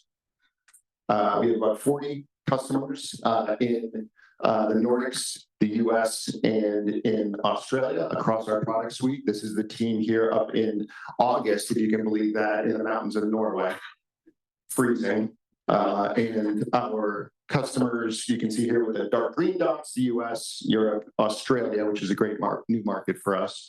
And then we're having active conversations in Asia, in the Middle East, and in South America. So the problem we're approaching here and that we're solving is that traditional catastrophe risk modeling is broken. It's not working. There's two giant mega trends that are affecting that. One is the increased rainfall patterns that we see in the news every day and that we all are well aware of. That's causing tremendous amount of damage and destruction around the globe. The other is a little less heralded, but it's the increased urbanization. It's the conversion of green land use cover, natural land use cover to something different, into infrastructure, into man-made materials or homes or streets or whatever. The biggest issue with these CAT models is pluvial flooding, which is rain or flash flood. And that's dramatically underestimated. It's the hardest to gauge. It's the thing that has the most kind of new involved with it, with the changing of weather patterns and impact. And it's especially inland and urban areas, causing a lot of destruction, and it's really, really hard to predict. So when you take a look at this, the pluvial flooding, which is the rain, the flash floods, this is an actual portfolio of a very large issuer that they shared with us. And it shows that the number of properties that have a 0 as their estimated flood risk in these two markets, Florida and North Carolina, between 74 and 97% have a 0 flood risk assigned, which just doesn't make sense, right? The way that we differentiate ourselves and where we're finding success is, one, by coming at it from a high resolution perspective. Our model, we get down to, instead of the 30 by 30 meter resolution that's typically used in the space, we're down to a 1 by 1 meter resolution. And this is Hoboken, New Jersey, not too far from here. And you can see that the same amount of precipitation is telling a dramatically different story at 30 by 30 versus 1 by 1. And that's because you can get down and you can see the individual details that are on the ground and how that's affecting it. In addition to the resolution, we also have our model's been trained on real pluvial flood risk claims over the past 4 years. And that helps inform where the type of characteristics that are going to drive the damage and what the extent of that's going to be. So this is a home, an insurer gave this to us, an address. They had 0 flood risk on it, and they asked us to score it. We came back with an 82, which is a big honking, flashing red number, high flood risk. And that's because when we look at it from a geology and hydrology perspective, we're able to see things like rainfall catchment areas. This is far away from the ocean, from a river, from other flood sources. But our approach identifies that there is actually a large flood risk. And this dwelling actually got flooded out and was a massive claim by the insurer that asked us to check on. The other way that this data is being used is in Norway. This is the risk scale on the bottom here. So this is our partner Frimtid, and they're applying this data to be able to improve their pricing curve. So over the course of a year, high risk, low risk, pricing curve is flat. They're able to bring it up and make it much healthier, make it a much better loss ratio. And on the low end as well, on the low risk, they're able to be more competitive and add more desirable policies. And the same holds true for risk discrimination. It's not pricing, it's just saying, do we want this in our portfolio or not? We're able to identify safe bet, risky bet. This is our quick product snapshot, pluvial flood risk, the hazard maps, which being able to identify pre and post event, and then also this real-time forecasting piece of it where we're able to predict flood 72 hours in advance and allow our customers to know whether flood's coming. So to date, we have about $9 million in total equity raised. In summer of 2024, we raised $5 million seed round, and next summer in 2026, we're going to be doing our Series A. So the last thing I'll leave you with is powerful validation. Firemark Ventures, IAG, made an investment in us after using our data, and they're one of our investor partners. So thank you very much. Thanks very much. Appreciate it. All right. Let's talk about another flood of documents, PDFs, PowerPoints, all that we need in our insurance business. So my name is Alex Shivalenko. I'm the CEO, founder of RelayTo AI. I started my career at Mercer, helping large organizations communicate important ideas to their employees. We used PowerPoints and what else do you guys think we used? PDFs. It was great. After Stanford MBA, where we also used a lot of PowerPoints and PDFs, I joined a little startup in HR tech called SuccessFactors. We helped digitize employee experiences, grew it to IPO, to exit to SAP to $3.4 billion. And we use PowerPoints and PDFs to get the idea across, deliver a lot of content. Now I'm taking another step at changing PowerPoints and PDFs now into interactive experiences for regulated industries, compliance-heavy industries, where you have to have that PowerPoint and PDF, because that's the easiest way to communicate complex information. That's what we're building with RelayTo AI, and we're starting with benefits, employee benefits. Kind of coming back to HR world for me and Mercer. All right, so why benefits? Let's go back here. Ooh. I think I got there you go. All right. Normally we do this in really smoother. All right, so obviously it's a huge market for both things regulated, and it's at the intersection of obviously insurance, which is why I'm here with you, but it's also HR, finance, health, corporate communications. These are all the functions in large organizations or mid-sized organizations that are doing it, and they're sending right now around open enrollment season everywhere in America, flooded with PowerPoints, PDFs, links to videos, trying to explain the PowerPoints and PDFs, attachments, furthering that information overload, which is really a pain for employees who are like half American employers are afraid of having a healthcare related bankruptcies for their family. It's a pain for brokers trying to get this across to stand out, as the value for many employee benefits brokers is in the open enrollment. And it certainly is a pain for HR people who answered the same question 50 times. So eventually we'll get this right. That's the process.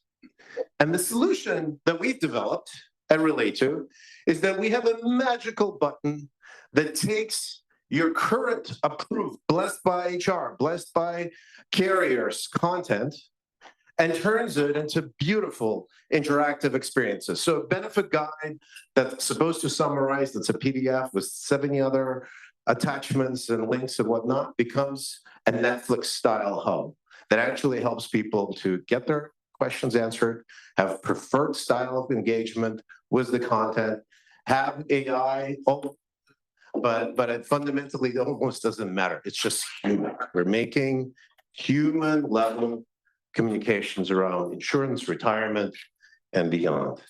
So underneath all that is obviously not just one layer of AI, but what we call 6 layers, from infrastructure that we've developed to support regulated use cases, to regenerative AI, where we can immediately adapt your current content to the consumption preferences of the user, know how they need to personalize it, what's relevant to them, and how they can get their answers answered quickly, questions answered quickly. And on top of that, we'll get into a little bit of the content apps that we've developed to support that, and then domain level applications for benefits, but also, you will come back to this in a second, for enabling brokers to communicate that same information. Why? Well, we're very fortunate that while we started with employee benefits brokers, particularly in the small to mid-size range, and worked with organizations like United Benefits Advisors, IMA, Patriot, and as of recently Hub, we are also being used by Standard Insurance to create killer digital kits for the brokers, so they pick Standard as an easier way for them to communicate their narrative. And then they start using us across for sales proposals, for internal communications. And so it's been very interesting that given the information density in insurance, we're being drawn into all these new use cases for RelayTo And we're moving also from life and benefits to PNC in parallel. Traction-wise, $500,000 ARR. We got started was this just a year and a half ago, so we were very excited about this. The reason we love brokers in particular is that they're power users. You could see here the usage is just going through the roof right now around open enrollment season for our first product, Benefits Communicator. The pipeline is emerging, both coming from HR, from carriers and brokers. And then one little innovation and traction on the product is that we've gone to customers and they reviewed RelayTo through Gartner and G2 as a leader across all these categories. And increasingly in benefits support, which is a new area for us, we just been announced as a leader. So that's the summary of the traction. The team has done this before. One little fact, I actually was so crazy about fixing this documents problem that Nick and I co-founded an agency as a side project. We worked with Accenture, with Salesforce, with Omnicom Group, and with Standard Insurance on, and actually manually figuring out how we can take the boring approved stuff and make it exciting and digestible for human beings so they could make smarter decisions and have trust around content. That is the summary. Fundraising, we're cash flow neutral, so we're not necessarily in need of fundraising, but we will be expanding. And so we're looking for strategic partners to support us in the seed round. So far, we've gotten, where we gotten was a very limited raise. I'll just highlight one angel, Steve King, former CEO of DocuSign, so he knows something about documents. But interestingly, he was the chairman of Mineral HR, Think HR, which is a $500 million ARR company that was selling through brokers compliance HR solutions. So thank you very much. I think I'm over the time, but I hope if you take one thing away, documents can be fun, engaging, and interesting, and communicate complex trust and insurance. Join us in this crusade. Thank you. Thank you. All right, guys, let's get started. With this, it's going to sound spotty to you, but it's not spotty out there. With that, we're going to try to keep it to 5 minutes for these startups. If we have time, we'll pull all the startups back up here for any questions. That's if they stick within the 5 minutes. We'll have time, but we'll get there. All right. With that, I'm not going to hold us up. This is really a health and benefits section of startups, so we're going to get it rolling right away. With go for it. Stop. Mike, is that one there? There's one. Okay. All right. Thank you. 5 minutes and my timer is going, so we're going to get to it. My company, or our company, is Addition Wealth. We're thrilled to be here today. We were created because the vast majority of people do not have access to high quality personalized financial expertise. People are working multiple jobs. We're no longer in a world where your pension will take care of your longer retirement, and there is increasingly a lot of choice of what to do with your finances. Yet the vast majority of people need to have about $1 million of assets at one specific institution in order to get access to high quality expertise. As a result, people are left stressed about their money, making suboptimal decisions, and not doing as best as they can. At the same time, financial institutions have spent decades, oftentimes over 100 years, building deep distribution channels with customers across the country. Yet they don't know how to scalably service folks from all the way from the mass affluent all the way down to the financially vulnerable populations. And so what we do is we're an AI-powered platform that creates financial wellness offerings, and we can work with partners to deliver scalable financial expertise. We work as an employee, as a direct employee benefits company. We have tech companies, manufacturing companies, all different types. And then we also white label our technology for large financial institutions, including insurance companies, record keepers, wealth providers, and others in the space. Our platform helps people work through their financial decisions, understand what they should do, and they can also execute endpoint solutions within the UX. That can be working through something specific, like creating a budget or knowing how to improve your credit score, all the way to executing on a specific financial task. We take a holistic approach to financial advice and wellness because oftentimes people don't have solutions to things like, how do I pay down my debt? should I retire at a specific age, or how do I think about buying a home versus continuing to rent? And so we want anybody to be able to come in and work through their financial needs. We typically work with groups and touch end users through configured digital platforms, self-guided solutions that are configured at the financial institution level, the company level, as well as then personalized for the end user based on their specific customer demographic. We can power group events and then also set people up with financial professionals, agents, financial advisors. It's a very seamless connection opportunity for the end user, but we can get very specific on what specific type of consumer connects with what specific type of advisor. So what we do is we have very sophisticated models that are AI powered, where we can basically pull in workplace information, personal financial information. We can get third-party enrichment data and understand what segment should somebody be in, what do they need, and then hyper-personalize both the digital UX for them, as well as what type of financial advisor they should engage with, as well as then put specific endpoint solutions in front of them in the moments that we know matter to them most and with the things that they need. What we do is we help institutions scalably service their business.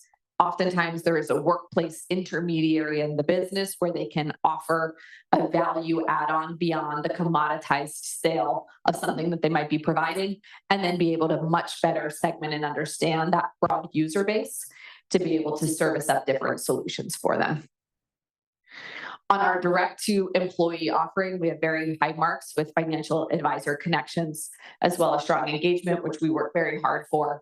And then when we partner with institutions, we can create individual platforms or API some of our offerings into a broader platform. So we pull together the rails of the opportunity, and that's it for me. Good morning, everyone. Thanks for joining me. I'm Tim Janowitz, VP of Growth at Ciba Health. Our founder and CEO couldn't be here, so I'm stepping in.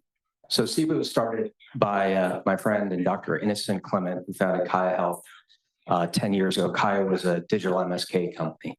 And the reason he started QuickFacts was due to the opioid epidemic and the fact that 20 to 40% of back operations fail.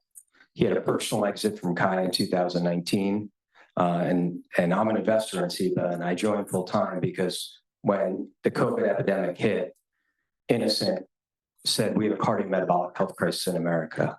We have a chronic disease crisis not only in America, but in the world. So Ciba is a population health solution and a platform offering to treat, prevent, and reverse chronic disease, not just manage symptoms. So we're advanced primary care, leveraging double board certified physicians, root cause methodology, and we'll talk about our AI to provide precision medicine.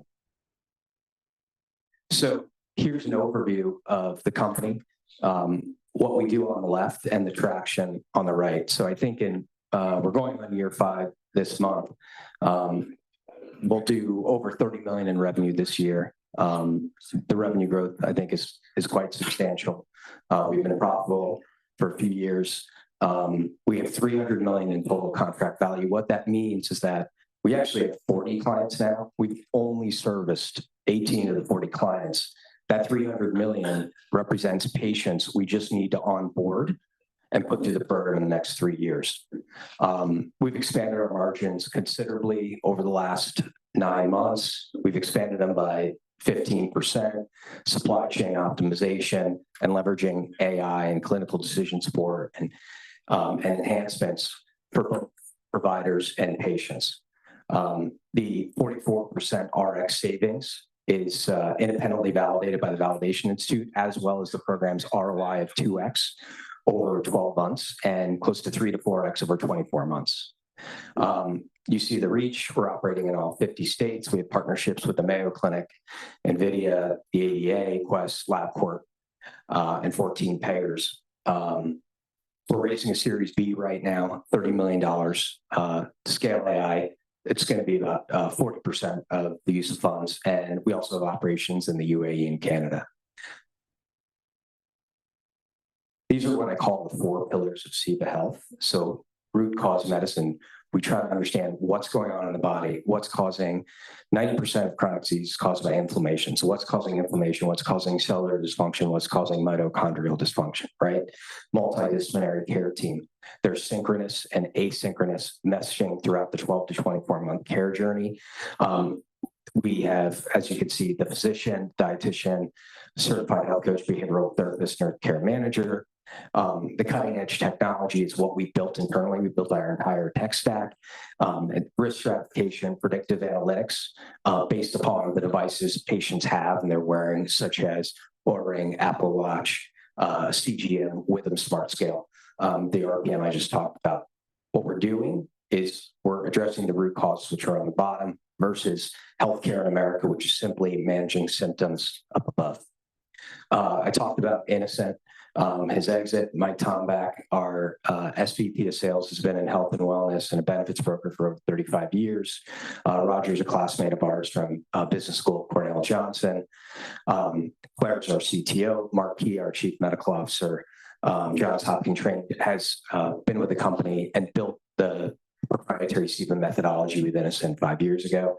I was an investor at a healthcare fund, investing in equities, and then I worked for 2 tech firms before joining Ciba. There's the rest of our team. Devin Clark ran a couple companies for Blackstone. Jimmy Lee was a former president of Anthem. And the rest of the people have significant experience in healthcare. We talked about this a little bit before, I did, but you can see the snapshot. Well, we might actually be able to get back to break even early next year, if not potentially December. We're targeting between on the low end 70 to 90 million in ARR next year. We want to onboard those eventually in the next 12 to 24 months, those 20 clients that I alluded to, 22. And we talk about the potential. We're a platform solution. So the thinking is we land and expand. A lot of our clients have started with a cardiometabolic program and then digestive health and autoimmune. We talked about this. If you want to reach out to me, right there. Thank you very much. All right. Hi, everyone. John Cooper, founder and CEO of Overalls. Best way to think about what we do is we are a personal assistant for everyone and everything. A personal assistant for everyone and everything. Quick snapshot of where we are, and then we'll go more into the business. Launched the business a few years ago, roughly 2 million in ARR today, trajectory to about 7 at the end of next year. 65 clients, 150,000 or so end users in the business. 3 target markets. 1, carriers who offer overalls as a value-added benefit for their policyholders. 2, unions and associations who offer it as a benefit to their members. And 3, our largest segment is employers who offer this as a benefit for their employees. Our ROI is really based on 3 main things. 1, for carriers and associations, this is a way to attract new members, to stand out, to win, to improve persistency and retention. For employers, the ROI falls into a few categories. 1 is that people spend about 20% of their time at work, like many of you are doing right now, not doing work, but dealing with your own life, your personal issues, your family stuff, those types of things. We are the answer to that. Instead of you doing it, you send it to us, we do it. The other benefit for an employer is today the typical employer has a broad set of benefits. They've got a caregiving benefit, a financial wellness benefit, a medical navigation benefit, a fertility benefit, and so on and so forth. Because of our breadth, we are able to consolidate multiple point solutions. So for an employer, they're now spending less on their HR value-added services through one solution. So gave you a quick overview of what the problem is and how we do it. So in any given day, we might help you schedule a pediatrician's appointment for your son, find a dog sitter for you, help your family find an assisted living facility for an aging parent, and figure out how to renew your French passport. Very broad. What that means for an employer is they can consolidate a whole number of categories into a single solution. So there's a very practical ROI of I don't need to spend as much on employee benefits by delivering overalls. Another key aspect that we'll get back to in this presentation is that by the nature of what we do, we're very trusted. So the average company, about 50% of their employees will use it. They'll use it on average 6 times a year. And 2 of those 6 times, they'll actually use it to buy a good or service. Help me find more affordable auto insurance. Help me open a high yield savings account. Those types of things. So we are a fully licensed life and health and P&C broker. So there's an interesting cross-sell opportunity here as well. How do we do this? Like every company here, we use a combination of artificial intelligence and real human power. On the human power side, we have a team that's comprised of 2 groups. One group we call life concierges. Think of them as your personal assistant. They're generalists. They'll help you schedule the doctor's appointment, plan your family vacation, and so on. In addition, there's a team that we call our life experts. These are people who have backgrounds as accountants, attorneys, nurse practitioners, mechanics, general contractors. So when you have something really tricky that comes up and you need expert advice, it gets assigned to one of those experts. And then behind the scene, a whole network of agents to help our people operate more efficiently and at scale. Today, our client base is about 65 or so companies, several well-known marquee carriers that you've all heard of, several employers that you've heard of, companies like the Better Business Bureau, Forrester Research, Reddit, some other big tech companies, as well as some large unions, like every teacher and educator in the state of Florida is now using overalls. Embedded revenue is a big component of what we do. So I'll give you an example of some requests we received. I want help planning a trip to Disney. We also operate as a travel agency. I want help refinancing my debt into a credit card or into a loan consolidation. We're able to help advise there. But all of those represent incremental revenue. So there's subscription revenue as well as revenue coming from insurance products and other products. Our team, you've met myself. I've been in the startup space for the last 15 or so years.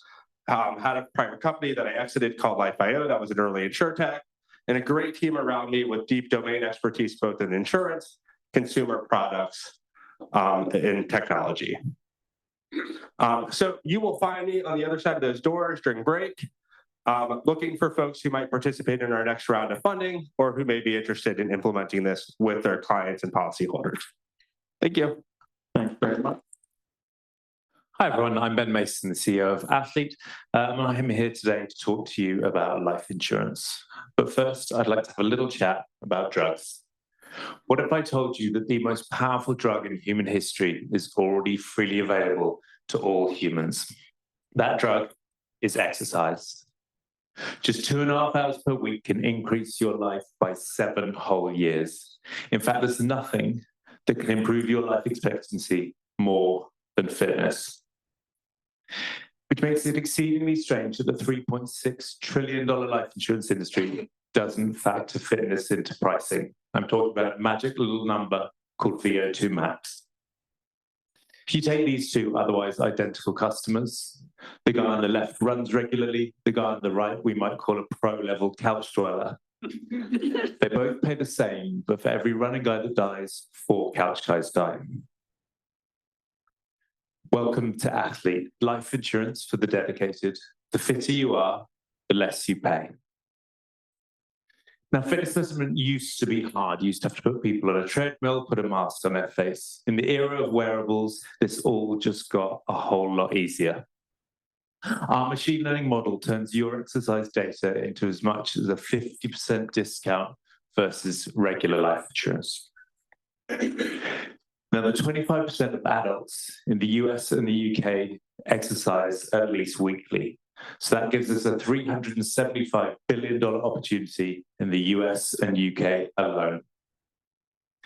Now, Vitality has built a multi-billion-dollar business by rewarding healthy behaviors with free Starbucks. Pricing by fitness is the inevitable next step.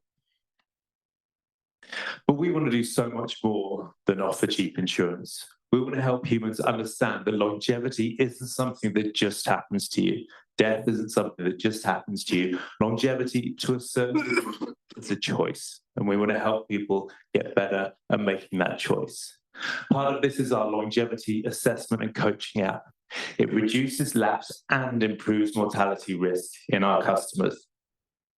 And the ambition goes way beyond just life insurance. And in fact, beyond just being a carrier, we want to be a longevity company that helps humans live longer, but also insures them for those moments when the plans don't come to exact fruition.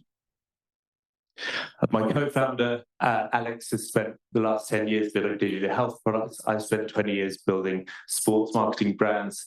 And between us, we founded multiple startups.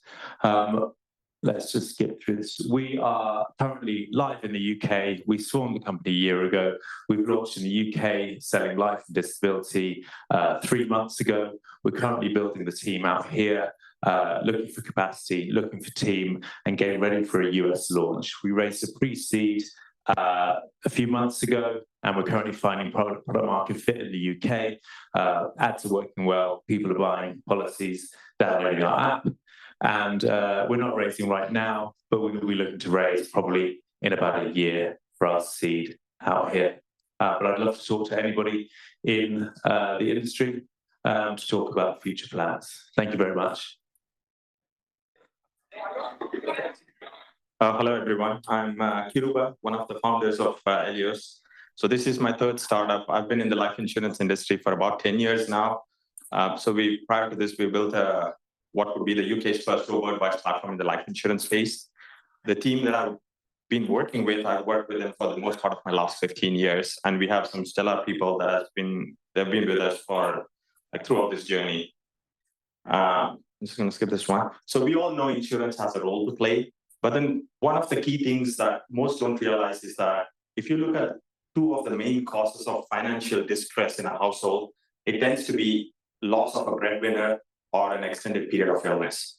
So really, you can't save for them. You can't save enough for them. And that is really where insurance comes in. There are a range of products that can help people with it. But the thing is, they're voluntary, they're boring, they're unengaging. And the adoption of these voluntary individual products, if you look at it across UK and US, they're far behind where it needs to be. But then on the other hand, people love protecting their mobile phones. They're happy to pay $20, $25 getting an Apple Care plan. They're happy to insure their trips. But then when it comes to life or income, they don't really care much about it, sadly. The reason why they buy these products is that it's easily available in numerous channels that are out there. They constantly keep telling you, hey, what happens if you drop your phone? But no one tells you what happens if you can't work, what happens if you die. And if you look at going back to the previous one, the lack of adoption, as I mentioned, stems from three main reasons. Awareness is by far the biggest one. There are so many products that people don't understand what they do. Number two is it's not easily accessible. You need to find the right agent who can sell you those products. Number three is they are dead boring products. No one wakes up in the morning and goes, I'm getting life insurance today. It never works that way. That's really where we come in. So we make it easy for customers to buy these products in those journeys that they're used to, they're comfortable with. It could be a bank, it could be a fitness app. They just open it up and it tells you, hey, what happens if you can't pay your rent? What happens if you fall sick? There is a product available for you. So we make it super easy for consumers to buy these products and also for brands to sell these products. We have AI agents that can do outbound calls, inbound calls, nudge the customers to act. They can ask those uncomfortable questions with the AI over voice or text. And number three is it's a sunk cost at the end of the day. If you look at life insurance, maybe 3% of the people would claim on it. It's a sunk cost. We need to show value to people that it brings something to them today. So we bundle it with a lot of wellness solutions like remote primary care, physiotherapy, mental health counseling, and we can even bundle solutions like overall GoodTrust that you would see. So they feel like they're getting value out of it from day one. the distribution landscape for us is like wide and big. So we've had more success with money management apps. Customers are digitally savvy. They're going to these platforms to do something about money. Banks, credit unions are one. We can help P&C agencies do better selling life insurance, employee benefit platforms, and so on and on. End of the day, we operate kind of like a life MGA. So we basically work with insurance partners to take their products or tailor the products and take it to the consumer so it makes it easy for them to buy within the ecosystem. So we control the experience. Distribution partners offer this product. We handhold them. We provide all the support they need, regulatory support, marketing support. They sell a policy. We share the commissions. We launched it like 2 years ago in the UK. We worked with 14 brands. We're signing up with 3 brands, 3 big ones in the US. We hope to close this year at about 400K in revenues, and we are going to see a hockey stick growth. So we're licensed in all 50 states, and we have partners waiting to go live.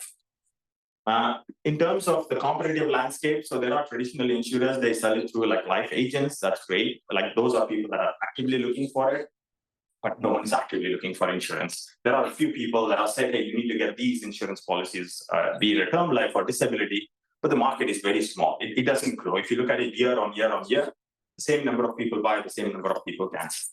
Then you have neo insurers that are basically smart wrappers around these products. Again, they're competing for the same business. They have a tech play. Whereas what we do is we take these products to customers who have a need, but aren't actively looking for it. And we craft the message in a way that it becomes engaging. They want to buy these products. They want to have it. They want to be protected. So we are opening up a whole new distribution. So we are pretty much at a stage where we have the products ready. We are starting to onboard quite a few partners, and we expect a hockey stick growth. So we expect within the next 2 years to get like 10 million in revenues and profitable by then. It's not a capital intensive business at all. And we are in the process of raising our new round and pretty much getting there. So that's us. Thank you all. Okay, my name is Manimanan, Money in short. I'm a founder and CEO of LimeMint. Before I get started, how many of you are familiar with paid family leave? Just show of hands. Okay. How many of you are familiar with FMLA? Okay. This audience is also the same as US population. First, I want to give a brief about what is FMLA itself, because a lot of people don't know what business we are operating in. FMLA is family and medical leave of absence. That means you can go on leave of absence from your work when you are sick, that you are not able to work. Maternity, that means you've given birth to a child and you want to take time off from your work to take care of your baby and take care of your family member. Today in US, federal law allows you to go on 12 weeks of leave, and during this period, your job is protected and it's unpaid. Okay, the quote unquote, it is unpaid. That means when you give birth to a baby and you want to take a time off, it's unpaid. That's it. States like New York, California, and Massachusetts, they introduced something called paid family leave. It comes out of your paycheck. Every paycheck you pay, there's a portion of it goes as a payroll tax for paid family leave premium. And when you go on leave, a portion of that wages gets paid through the paid family leave program. And LimeMint is here to modernize the whole process itself. Clear? Are you all familiar with paid family leave now? If you have to take away something, that's what I want you guys to take away. Whether you're here or not, well, let's go ahead. Okay, so right now, LimeMint is building paid family leave insurance at scale. What we want the insurance to be is seamless, completely automated, and fully compliant, right? The way we do it, we bring in HR and your insurance all in one single connected experience. Employers right now struggle to support their employees for 2 main reasons. 1, the leave process is complex. 2nd, compliance risk. And that is the place we want to operate in. Let's look at the problem. Okay. Currently, the leave process is manual. It's fragmented. It's inefficient. It takes 2 weeks for a single leave process to complete. Take care. She's pregnant and she wants to apply for a leave. What she does, she goes into the HR system, applies for a leave, and she goes to the insurance system and applies for a claim so that she can get paid during the process. Now, 2 disconnected systems talking to each other HR, employer, carrier, all playing catch up. What's my eligibility? What's my payroll record? Verifying payroll documents as well, and chasing documents. The whole experience is simply bad for Kara.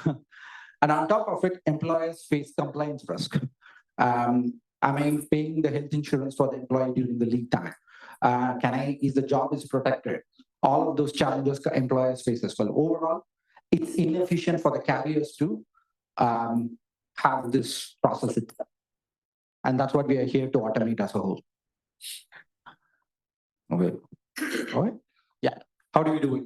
We automate everything end to end so that the leave process can complete within 15 minutes. How do we do it?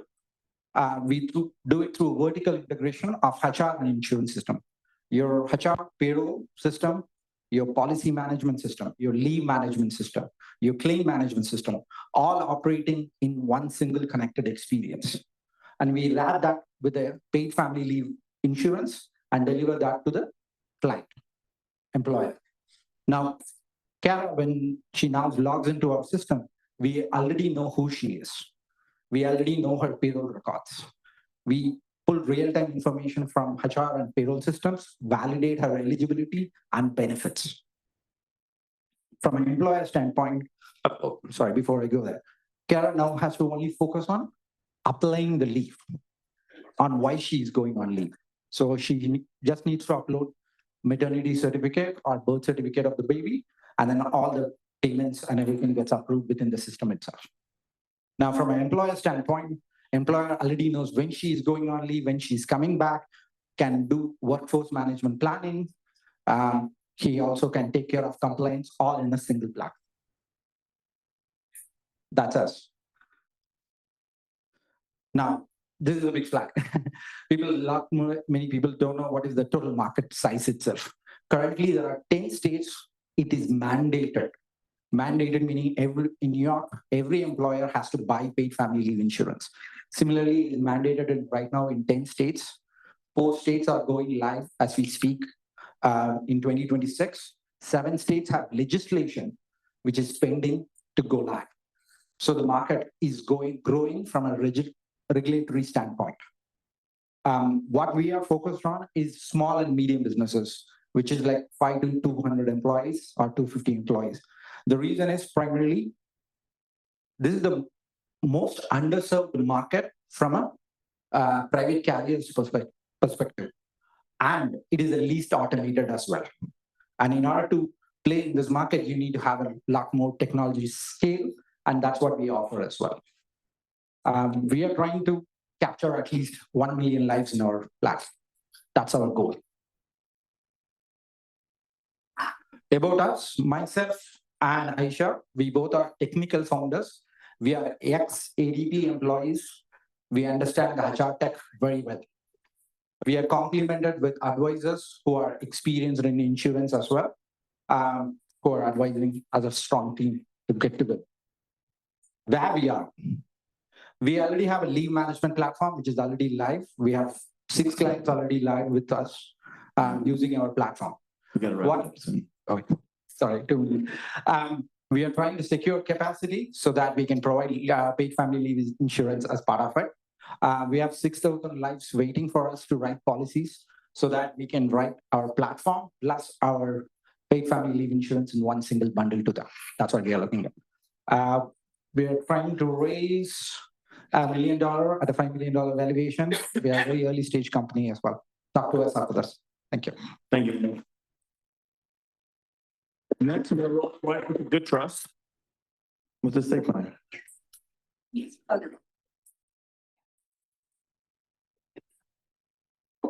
Hi, everybody. My name is Robin Seckler, co-founder of GoodTrust. 15 years ago, I lost my dad. 8 years later, I found a recording of the very last conversation I ever had with him. That experience, along with my know-how in the estate planning business after being in it for 15 years, and my co-founder's deep technology experience led us to believe that we could build a product to help families protect the things that matter to them, their family, their assets, and their legacy. Think of GoodTrust as traditional estate planning tools delivered in a technology format through B2B partners in a SaaS model. We provide things like wills, trusts, powers of attorney, healthcare directives, and a few specific directives that we can get into later.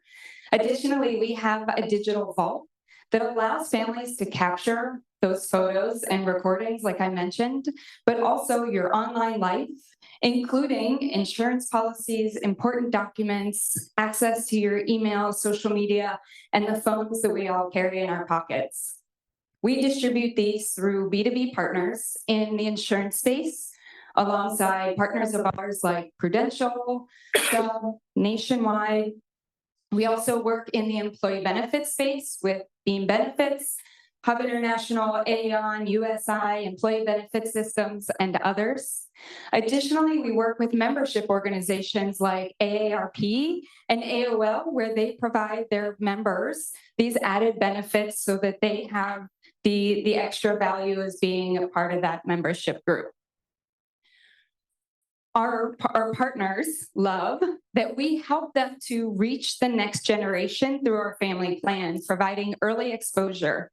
They like that we help them to differentiate their product in the marketplace, and they like that we allow them to open up new revenue streams that they may have not had the opportunity to reach before.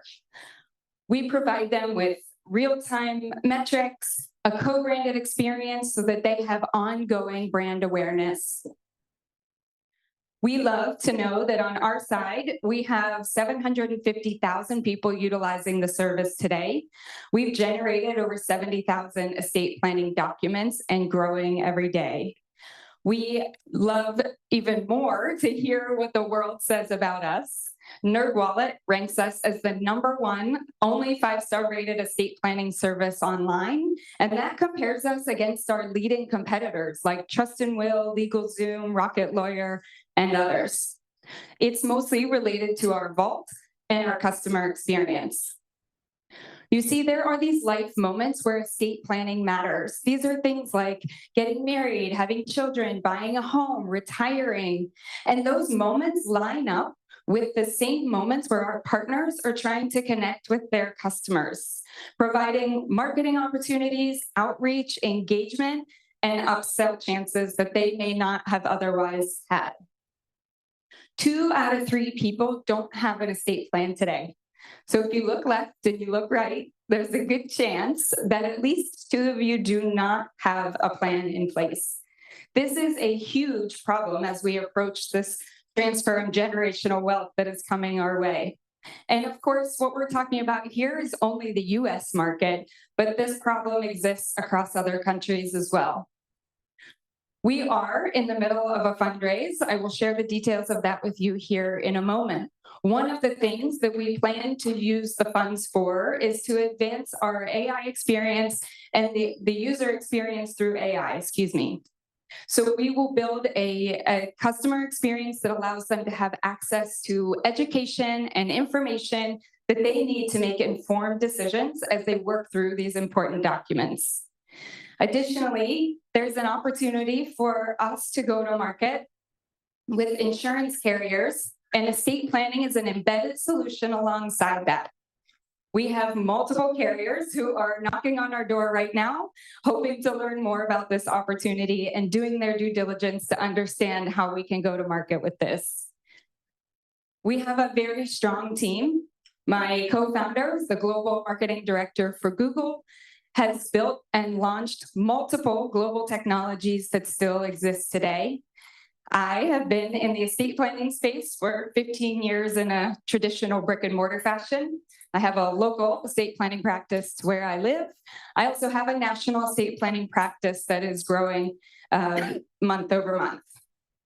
Additionally, our CTO has worked very closely with my co-founder, Ricard, on multiple global technology companies.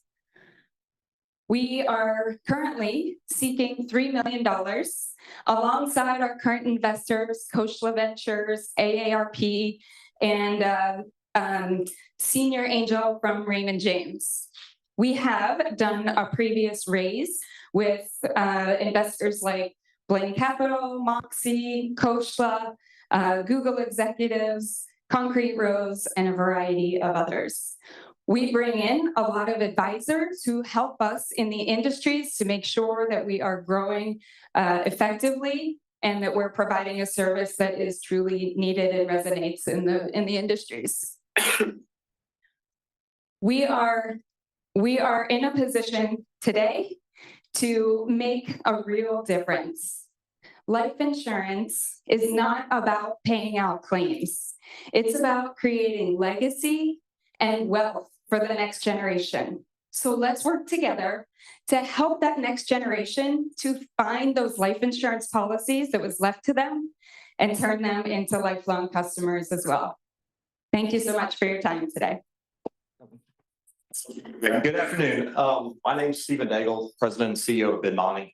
So BidMoni is an end-to-end platform designed to empower advisors and agents to really go after the small business market, specifically through the qualified plan 401k channel. Now, where we've taken a unique approach is that we try to focus on what matters to the small business owner, which is taxes. You know, the thing that's lost about the retirement plan space is that it is a tax shelter and a benefit. However, the complexities of these make it very challenging for advisors to go after and target and open that door. And so through a combination of a predictive plan design tool that illustrates, you know, the difference in a simple, you know, safe harbor plans, profit sharing, a digital marketplace that allows advisors to shop and compare from industry-leading providers in the space, and then an automation of plan onboarding, which is still very manual in the space. You know, and so how I got here is that I've spent 18 years in the space as an advisor, and I saw the challenges that it faced when I presented these, but I presented insurance, I presented other solutions. Retirement and tax planning opens the door of small businesses. However, it's very hard to understand. And so being able to present that information and create value and tax savings is what these business owners look for. You know, my co-founder, he spent 20 years building really boutique, you know, financial end-to-end kind of technology solutions. My chief revenue officer has over 30 years really in that high-level relationship management. And then our head of product that came from Merrill Lynch. And so why not? You know, there's 6 million businesses that have employees. Obviously, there's another 20+ million that don't, that fall under that 100 life space. And so right now, 5.3 million of those don't currently offer 401k or retirement plans. Now, beyond that, there's 20 states, because of the challenge of saying, hey, if they don't offer retirement, those employees are going to struggle, that have mandated retirement plans, notably California, Illinois, where 5 or more employees, you have to offer something. Now it's going down in some states to at least 1 employee having it.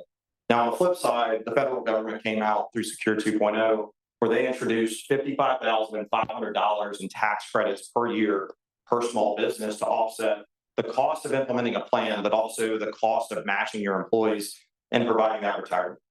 So to date, we have enterprise contracts with Morgan Stanley, Allianz, AssetMark, and Capital Group.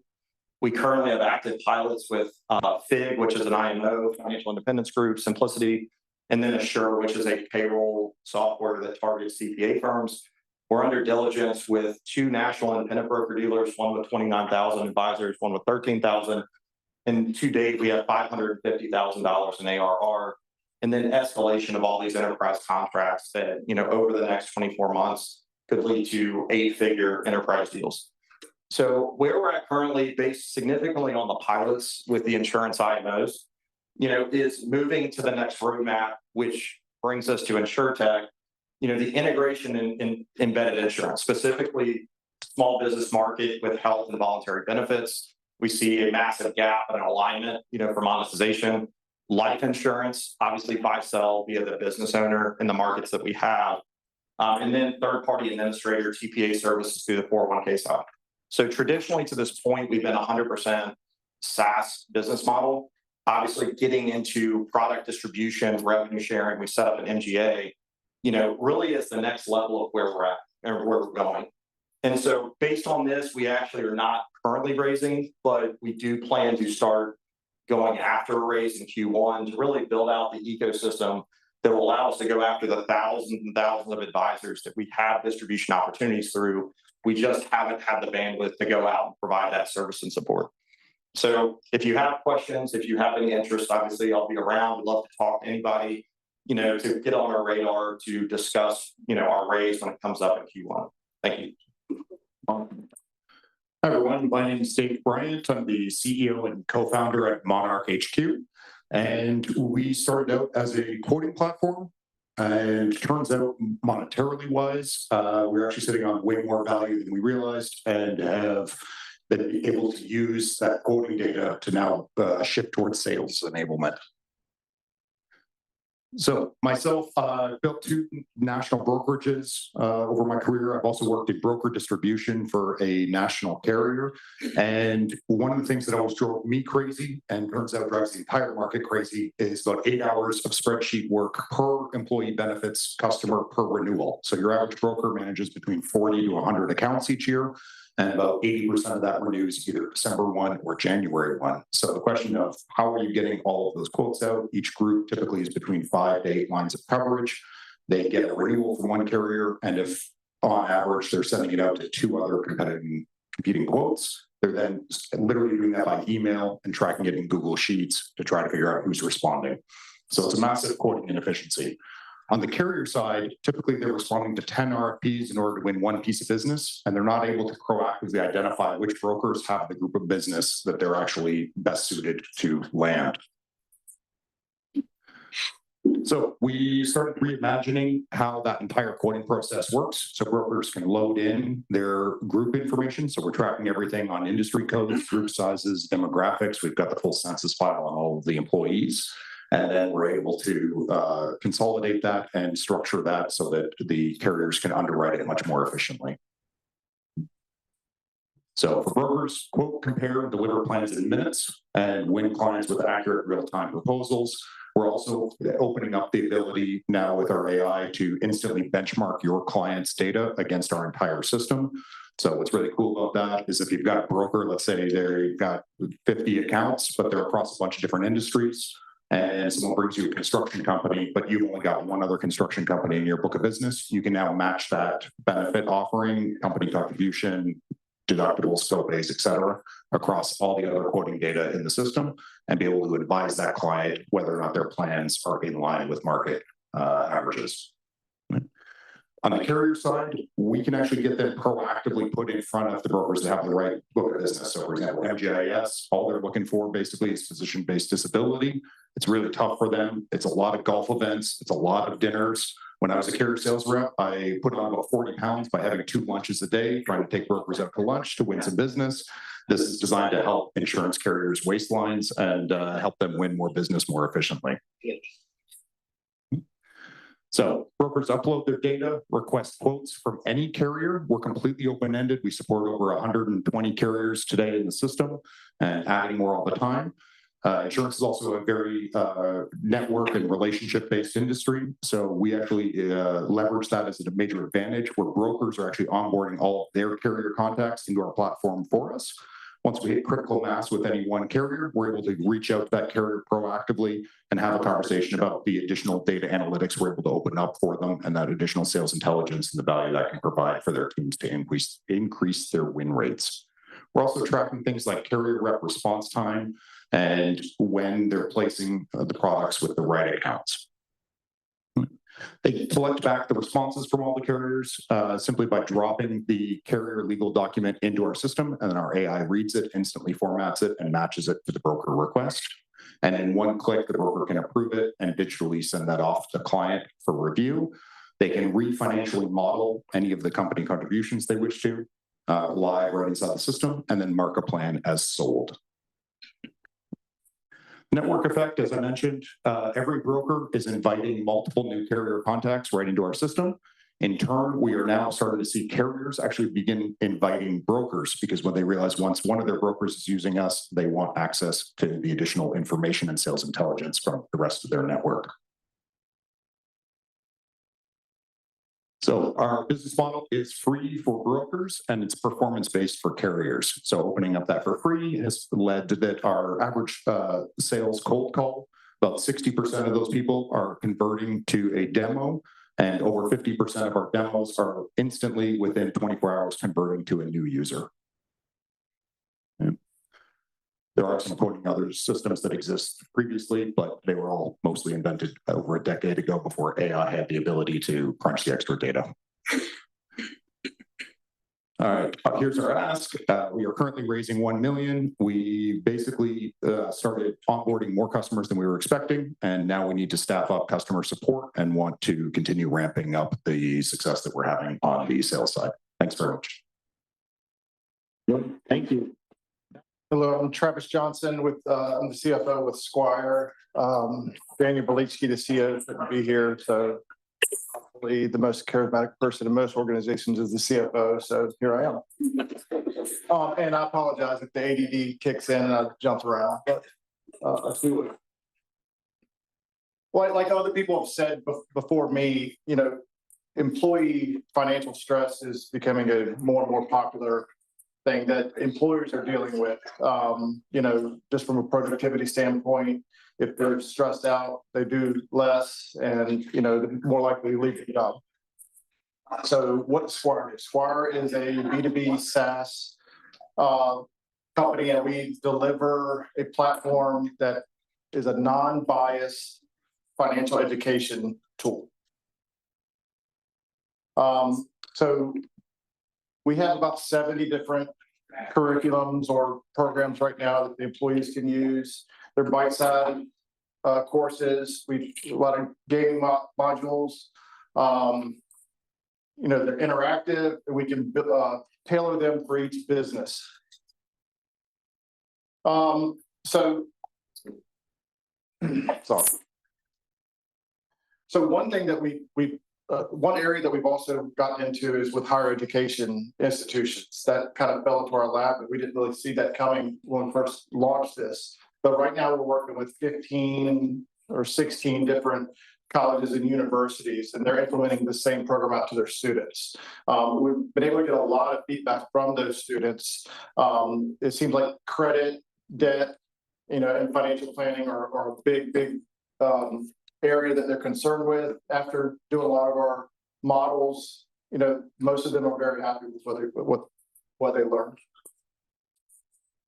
Right now we have 65 recurring clients. So we started setting this up a few years ago. 2024 was the first year we really started selling. And it was a one-man sales team with the founder, Daniel, who was doing it. We did 500,000 last year. We'll do a little over $1 million this year. I got some forecasts coming up. Our client retention rate is over 90%.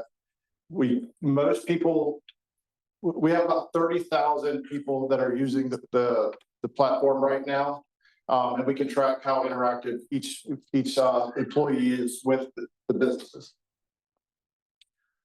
This is just a little bit of the differences between, you know, just free YouTube, TikTok stuff, and some other financial literacy companies. Again, you know, just the need for financial wellness from an employer standpoint. Again, so another one of our areas that we've kind of fallen into as well is we're dealing with a lot of auto dealer associations. So most of our B2B clients to date are auto dealers.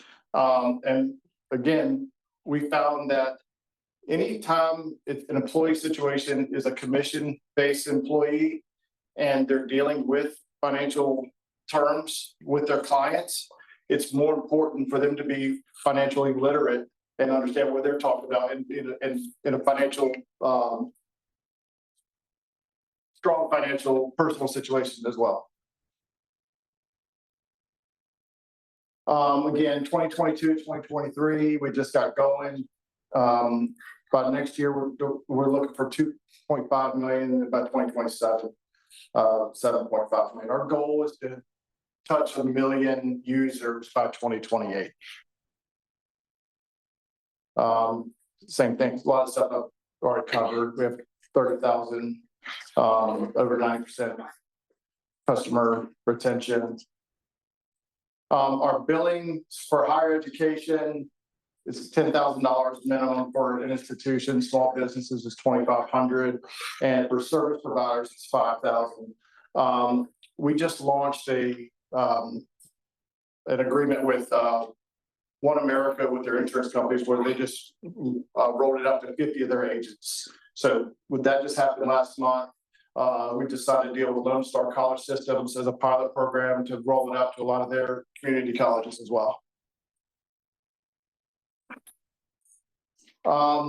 Again, we haven't had a sales force. It's literally been a one-man team.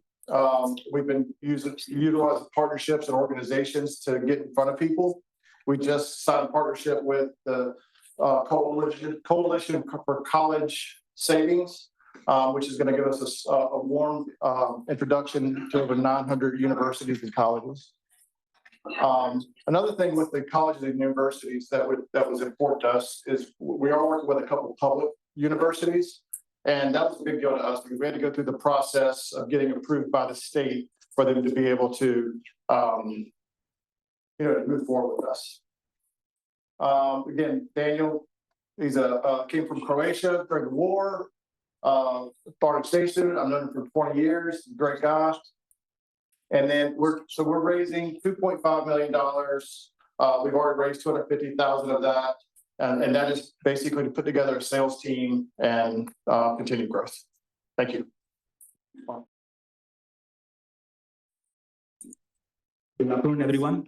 My name is Rahul Anand, and I'm co-founder and CEO of KorrAI. We are a Y Combinator-backed startup, and we are operating in property insurance space. So when I say property insurance, I think we have done the wrong deck. Anyways, yeah. So when I say property insurance, I mean complex infrastructures such as mine sites, dams, civil works, any construction of complex industrial infrastructure. Now, essentially what we do for them is to turn complex satellite and engineering evidence into actionable insurance intelligence. Now, in the property space, obviously, you know that perils like floods, hurricanes, and wildfires are well modeled. But the losses in construction space are not them. These losses are often in the form of foundational errors, grading errors, or drainage issues. And what we do is,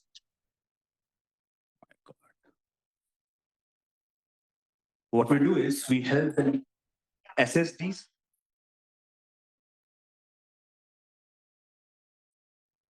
This is the wrong deck, actually. Yeah. So V3 deck.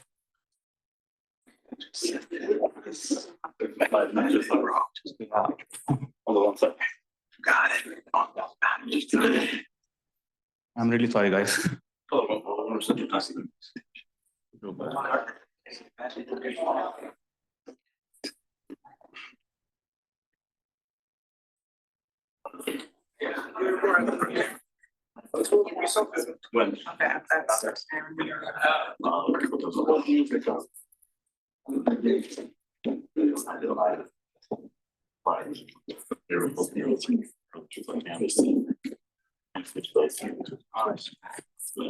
All right.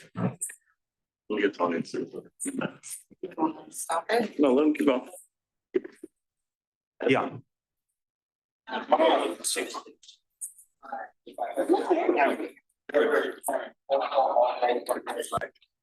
So let me start giving you an example of a data center. So this data center company had a recent loss. And during the phase of construction, they hit groundwater during the middle phase of the construction. And this led to redesigns and led to a lot of losses because of delays. Now, the team could not like.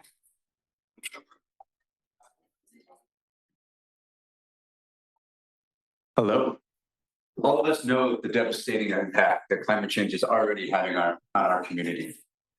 I'm standing here today because of this image that was taken just a few miles from where I live. And sadly, in the 8 years since it was taken, wildfires have continued to devastate too many homes and communities across North America. And we're already seeing that in our industry's data. Nat cat losses have doubled as a percent of direct written premiums over just the past 10 years, and it's only going to get worse. I like this chart because I think it shows how climate change fundamentally disrupts the traditional insurance model and really challenges how we're going to move forward. With what climate change does, it increases this frequency and severity of losses. And we're going to be challenged to keep our products affordable without exceeding the 1% replacement cost threshold. And so what used to be insurable no longer is, and those risks have to be mitigated against. And to keep it affordable for our policyholders, we're going to need to offer them solutions so that they can afford the products that we're selling going into the future. And we know mitigation works.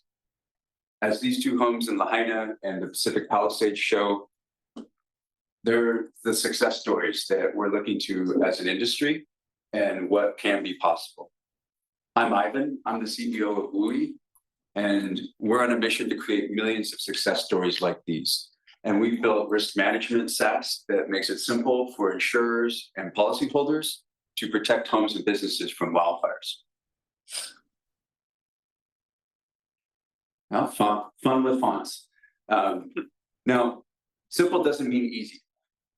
Many of us haven't done what we need to do to protect our homes because we don't know what our home's unique risk factors are. We all lead busy lives, and for many of us, affordability is a real challenge. Protecting homes and businesses means understanding human behavior and behavioral science, and addressing all the different pain points and friction along the way. So let me tell you how we do that. Our self-inspection app makes it easy to get started and guides you step-by-step through the process. It takes just a few minutes. Next, we analyze the data with our AI to identify all the different risk factors unique to that home. This lets us score the vulnerability of a structure with greater precision than almost anybody else on the market. We're essentially creating a digital twin. And then we present it to the policyholder with a beautiful digital report that makes it simple for them to take action. We connect them with resources. We identify contractors in their area that can help them get it done. And soon we'll be offering a financing product. Once the work is done, we verify the fixes for the underwriter and help them comply with their insurer's requirements to offer premium discounts. So last year, we launched with the Wildfire Prepared Home Program. For those that may not be familiar, that's the only insurer-recognized certification for protecting homes from wildfires. And we showed that homeowners who have access to Wuuii are 5 times more likely to be successful. Last month, we expanded with them into Oregon, Nevada, and New Mexico. And we think that insurers are best placed to drive adoption and be part of the solution here. So in April of this year, we launched with ESAA to help them engage their policyholders, and we're expanding across their footprint. We launched our first MGA customer who's writing high-value homes with Wuuii, and we have another insurer in contract negotiations and 2 more insurers on track to launch in January. We're proven and we can work virtually anywhere in the United States. And we've facilitated millions of dollars of mitigation work already. And we've been recognized by the insurance industry for our approach. So I hear there's a few investors in the room. So let's talk about market size here. We estimate that the market for mitigation work is over $100 billion in just the Western US alone. And unfortunately, we're in a growth market. As climate change continues, more and more of the continental US will also face the types of risks that we're seeing out west. By the middle of the next decade, we estimate our market size, it will be more than $500 billion. So our business model, we look to monetize the SaaS and the marketplace. With our SaaS solution, we generate stable recurring revenue through annual inspections and offering insurers access to the data that they need to write and show their reinsurers that they're meeting covenants. And then we monetize the % of the work that's completed on our platform. With just the insurers, customers that we have already lined up for next year, We're on track to generate over $500,000 in ARR and over 10 million in gross revenue. And residential wildfire is just the beginning.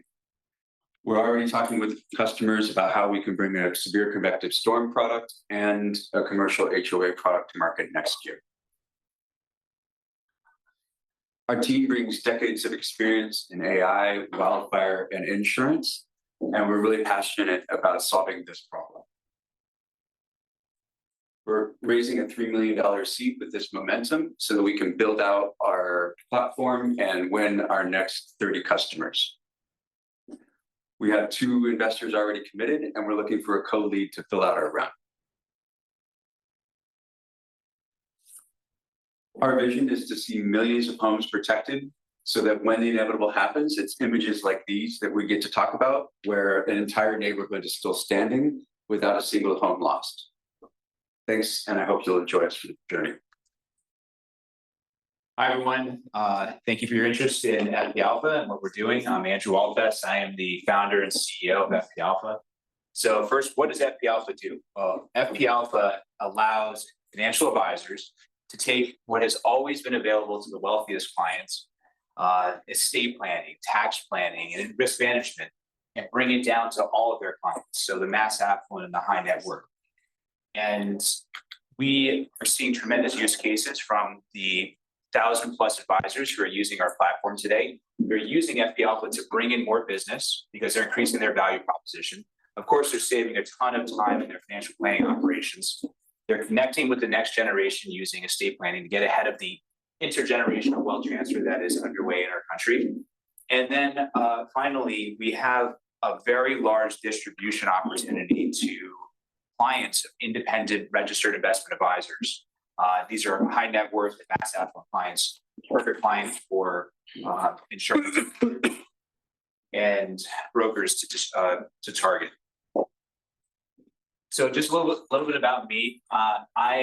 This came out of a pain point that I had as a financial advisor and a leader of a larger RA firm. I grew this firm to a $100 million valuation. We have a very experienced team at FP Alpha, people who've scaled software companies. Our CRO, CFO, co-founder has deep expertise in AI development. There is a lot of growth in front of us when it comes to software for financial advisors in estate tax and insurance planning. Advisors have never had software for these disciplines before. They were doing everything manually up until now. Every financial advisor in the coming years is going to have an estate solution, a tax solution, and an insurance solution available to them. So the wind is really at our back, and we don't have to displace anyone. Everyone is investing in this area, which is music to our ears. So what is the pain point that I had? Well, if you want to provide help to clients, if you're a financial advisor in these areas, you had to do this the old-fashioned way. You had to review their documents. You had to review their estate documents, their tax documents, their insurance documents, figure out all the things that was going on in each of their planning areas. You need a specialized team to do this. And unless you're doing this for a Rockefeller, you couldn't scale it. So we hit the easy button at FP Alpha on how to do this. We just allow advisors to take their clients' wills, trusts, tax returns, and insurance policies, upload them to our platform. The platform uses AI to read them, visualize them, find problems, give those back to advisors to share with their clients. And advisors can run different scenarios if they like to as well, tax projections and estate scenarios, Roth conversion simulations. So it's always fun to talk about this, but let's see how it works. This is how it works in one area, which is P&C, homeowner, auto, and umbrella insurance. And it's very simple. Drag and drop a document. Take their policy, drag and drop it, drag and drop their umbrella policy. AI reads it, creates a visualization of it to share with clients. And then you get insights. The advisor gets insights in terms of how to reduce risk and how to reduce cost. Our pricing for FP Alpha is very friendly. It starts at $2,000 per advisor, and we have a land and expand model in which we get into an organization, we sell more and more licenses and more usage. And advisors pay more for licenses, the more they advisors use, and the more they upload documents, they pay as well.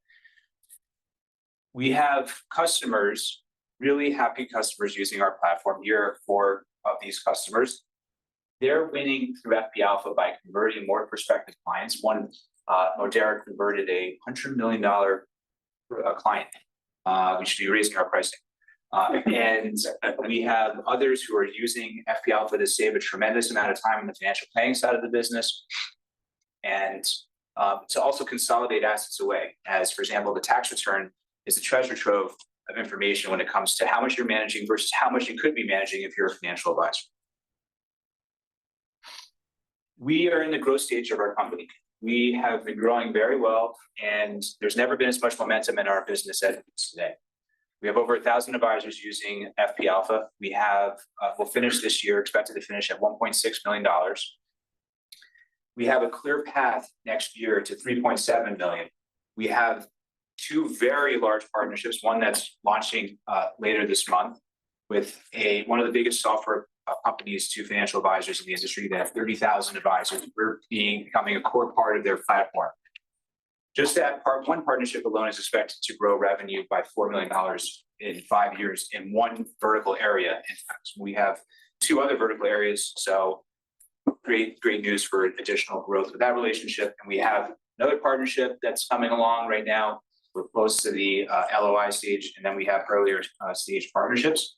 Beyond partnership growth, we're growing directly to advisors. So we have large RA firms that we're selling to, and then we have enterprises as well that we're selling to who are our customers. Between those, we're going to be growing our company in the next 5 years to $25 million of revenue. So we're doing a Series A. We started out with a seed extension of 2 million based on interest in our platform. It's grown. We decided to just do our Series A. So we're going to be raising a minimum of $5 million from investors. We're fortunate to have commitments already, have a number of investors who've said that they're going to move forward, very likely to move forward. 2 who are our strategic partners, they'll be with revenue, but we're still taking other investors. So anyone who's interested in talking about the investment opportunity in FP Alpha, I'll be around and happy to share more information with you. Thank you. Hey guys, my name is Curtis Kincaid, founder and CEO of Scopeworx. We're a team of 17 based out of Salt Lake City. We come from the catastrophe insurance world and the computer imaging world. We range from 15 years as a catastrophe adjuster all the way to the PhD end, where they designed facial recognition for satellites to shoot missiles on Earth. So very diverse. So when I put this together, we were just trying to fix a problem in roofing. Roofing is, to most of you, very boring. But it makes up 50,000 insurance claims a day in the United States. Of those 50,000 insurance claims, 84% of them remain open for 130 days in some sort of dispute. Those disputes are because of public adjusters, appraisers, IA firms, supplements, contractors, pre-legal demand, and mostly lack of experience. Last year's hurricane season, the average adjuster in the field and in the desk had less than 6 months of experience. And they were the ones controlling the checkbook for people's homes, and the most expensive part of their home, their roof, with an average settlement of just over $30,000 last year. 2024 represented $30 billion in roof claim settlements in the country. That's a 30% increase from 2022. Of that, there was approximately $11 billion spent to manage that $30 billion worth of claims from IA firms, inside staff, engineers, departments of insurance fines, which are increasing. Then on top of that, even after they spent $11 billion to manage $30 billion worth of claims, 20 to 25% still end up in some sort of legal dispute. And it's unknown how much the actual industry pays in legal fees. I worked a claim personally where the dispute was $8,000 and the carrier spent $5,000 for an engineer and $20,000 for the lawyer. So it's not very good math on my end. So what's Scopeworx? Scopeworx produces an independent fair market value estimate in as little as 6 seconds.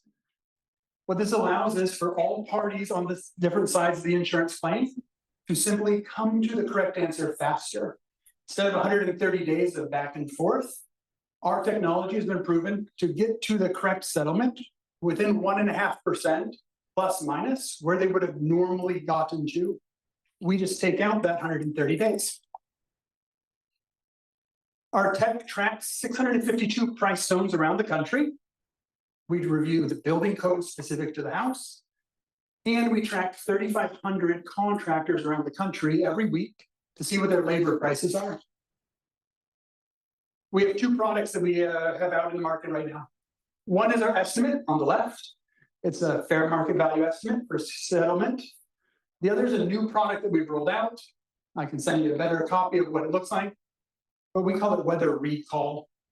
It's so that you can do an 18-month review on what weather happened to that property. It takes about 6 seconds to generate. We've been selling this actually to roofers and to solar companies. And as of November 1st, in the last 3 months, we've added 8,000 subscriptions to that product alone. The estimate, we do 350 estimates a day on average. We don't keep track of Sundays, but 350 on average is what we do every day. Our tech is used in insurance, solar, and in the real estate space. This allows in the insurance for reduced cycle time, increased efficiency of the adjusters, and a standardized settlement process. If you have 200 adjusters sitting in an office, you're going to get 200 results on the claims process. In the solar world, what we found is they don't have any way to do a roof, not even insurance connected, but they just need to do a roof. So they use our quotes to set the value for the price that they're going to finance. And then in the real estate space, we've recently partnered with a group out of Salt Lake as well.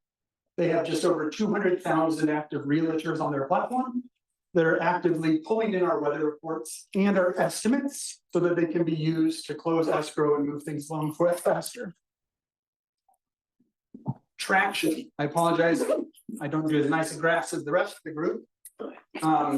What we found actually is our price has more than tripled for what we're selling our product for as we've been getting traction. So that's the green line. We don't keep track, unfortunately, of ARR. We keep track of weekly recurring revenue. The 3rd week of October, we finally passed $1 million per week of recurring revenue that we have under the contract. Roy's poking at me. Here's the current customers that we have online and in final stages of contracts. This represents 1,500 estimates that we will do per day by the time hail season rolls around in the spring. We're currently not raising. We're looking to raise in Q2. We are fully bootstrapped and profitable. Scan the QR code if you'd like. Awesome. Thank you so much.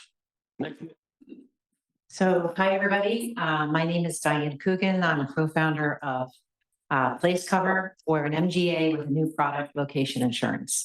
And why? Well, if location really is everything, then why don't we insure it? The problem is, and I think we all, anyone from this area knows, is that lots of people are moving away, and they have been from places like New York. They're getting squeezed by taxes, they're worried about crime, and they're disappointed with their schools. And in addition to the people who have moved away or are moving away, loads of other people are fearful that they might have to for those reasons. So my co-founder and I watched our own friends and family move away, and that's why we wanted to do something to allow people to stay in their hometowns. So our parametric insurance product protects people against rising taxes, rising crime, and falling schools. And the parameter that triggers a payout is a town score or a state score. It's like a credit score, except it measures what homeowners care about, namely taxes, crime, and schools. And we think that the people we designed the product for are really 2 kinds. First is people who don't want to move, for example, grandparents or families with kids in junior high. And the second group are people who can't move, people who, for example, have to still go to a job. And the score measures what you pay to your local and state jurisdictions in exchange for the key essential services that they provide, namely public safety and education. So what makes a score drop? An increase in taxes relative to your income. That's what we mean by burden. An increase in debt burden. That's just taxes you'll be paying in the future. An increase in crime and a fall in schools. And scores are designed to, changing a score is designed to measure the long-term wallet impact that you'll experience because of an event that happens during the annual policy year. Example, if taxes go up by $1,000 today, you're going to pay over time in present value $10,000 more. And that's what the coverage is responding to. Buying a policy is super easy. Your agent sends you to PlaceCovr.com. You put your location in, your score pops up. You only have two things to select. One is the score drop protection that you want, and the second is the coverage amount up to $30,000. You press the calculate premium button to see your premium. In this case, it would be $140. You go to the checkout page, you type in your agent's code. You need that to complete the purchase. You buy and you get your policy and deck page right there. And if your policy is triggered, there's nothing to prove. We notify you, we tell your agent, and we mail you a check. So agents are hearing their clients and their fear about their towns and their states. So for them, even though this is a low commission product for them, it's really a client retention tool. They can offer this product, but they can also give their clients a town score report or a state score report. We're allowed to distribute this to our producing agents under our license agreement with a score provider. And this is like CarFacts for your town. It's chock full of information that you can't get anywhere else. We're working with our paper is Prime Insurance Company. They're an A-rated E&S carrier. We expect the loss ratios to be super low. We have lots of time series and cross-sectional data on that. There's no underwriting, it's just pricing. On our side, because we're tech-enabled, we have very low marginal costs against our net commission, and we have low overhead. And we also have a high barrier to entry because we have an exclusive license to use the scores for insurance. Getting to our first million, we're going to soft launch between now and the end of the year. Jan 1, we're going to be in 5 states. And then later on in the second quarter, we're going to be in California, New York, and New Jersey. And that is where we think we're going to have quite a bit of uptake because that's where people are super concerned. And getting there, we're looking to sign with 10 agencies per state, looking for a 5% penetration of their customer bases. And that will get us to 1 million. And then further rollout will be more agencies within the states, more states, digital agency platforms, white labeling, super important, we think, working with carriers. And we're also in conversations with the mortgage industry because rising taxes or rising tax burdens impair a borrower's ability to pay their mortgage. So we are seeking, first and foremost, is distribution partners, and second is seed capital, 2 million at a 7 million pre-money valuation. And my co-founder, Bob Clark, seated right over there, and I are super excited to talk to you. Thank you. Hi, everybody. I'm Ariel Evans. I'm the co-founder and the CEO of RiskQ. We've developed a patented framework to actually quantify cyber risk, and we're launching our MGA, and I'm going to tell you about that today. So what we see is that in a soft market like it is today, where everything is price, in a hard market, the losses are going to exceed ratios of over 70%. This cannot be supported by the current way that the MGAs today are looking at just 12 data points. And furthermore, we've built the IP around this. We own the IP around this for risk quantification.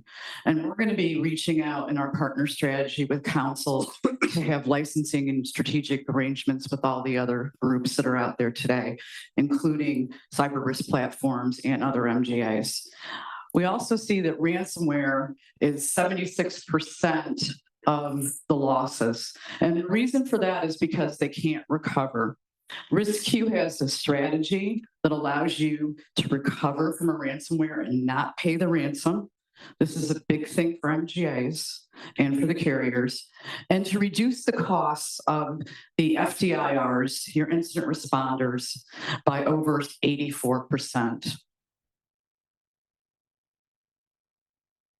So in this hard market, what we're going to see is the need for more data. We have 140 data points. Most of the other companies are looking at 12. We are doing the financial quantification. We own the patents for that. And then we're going to be looking at ransomware and changing that from an unprofitable sublimit to a profitable sublimit. So what do? We scan, we get your asset inventory, we quantify, we assess you in an automated way. And then we have an underwriting engine that allows us to understand how risky you are and where we should actually insure you or not insure you. And then we also have the recovery part of the strategy, which is to actually go ahead and restore you. It takes less than 30 minutes, and we have a seamless integration with all cyber tools, including vulnerability scanners and IAM systems and other types of technologies. So scan, gather all the data, quantify, and determine the likelihood based upon the controls, and then provide that information to the underwriting engine in the portal. So what makes us different? The biggest thing you should walk away with today is that we are the IP owners. We built the foundation for cyber insurance through quantification. 140 data points versus 12, full automation instead of manual questionnaires. Completion time, less than an hour, not weeks, not months. AI assessment. We built the first AI assessment tool that allows you to actually figure out what risk you have with AI in relationship to your cyber insurance. And we have the patents that we talked about, and we also have the underwriting integration. So right now we're in concept with carriers, and we are looking for more distribution, and we're looking for $3 million in investment. We have 50 active accounts in the pipeline, and we're issuing hopefully 3 more patents in the next year. And we are recognized by several university programs for our work in cyber risk quantification, including Pace, Seidenberg, and Seton Hall. And what this means to our carriers is 25% more margins, because more data points means less risk. Additionally, we serve the enterprise market. We serve the privacy market, the compliance market, the security market, and the AI governance market. All of these types of information are available on our platform. And just a little bit about our relationship with Citrusx. They are doing attestation by looking at all the other security tools in the platform. We're bringing in the quantification and the attestation of the controls through our platform. And this is a perfect fit for us for partnering, and we're very happy to have them. A little bit about myself. I'm a cyber risk expert. I've written 3 books in cybersecurity. The last one was Managing Supply Chain Risk, and that's on the Amazon bestseller list. The next one is AI governance, which is going to be about the orchestration of AI throughout your cyber privacy, explainability, and all the other requirements. 2 successful exits, one to BMC, the other to a Kleiner Perkins company. My co-founder, Dr. Introtter, the former CEO of JP Morgan Chase Israel, lead innovation leader at Deutsche AT&T. We also have Sean Sheikh, who's joined us as the CISO. He's been the CISO at SocGen and several other large banks. And Gregor Kohler, who sits on all sides of the insurance equation, broker, carrier, and reinsurance. So it looks like just for the MGA, 1.2 million the first year, growing up to 20 million after 3 years. Revenue streams from the licensing that I talked about earlier with the other MGAs.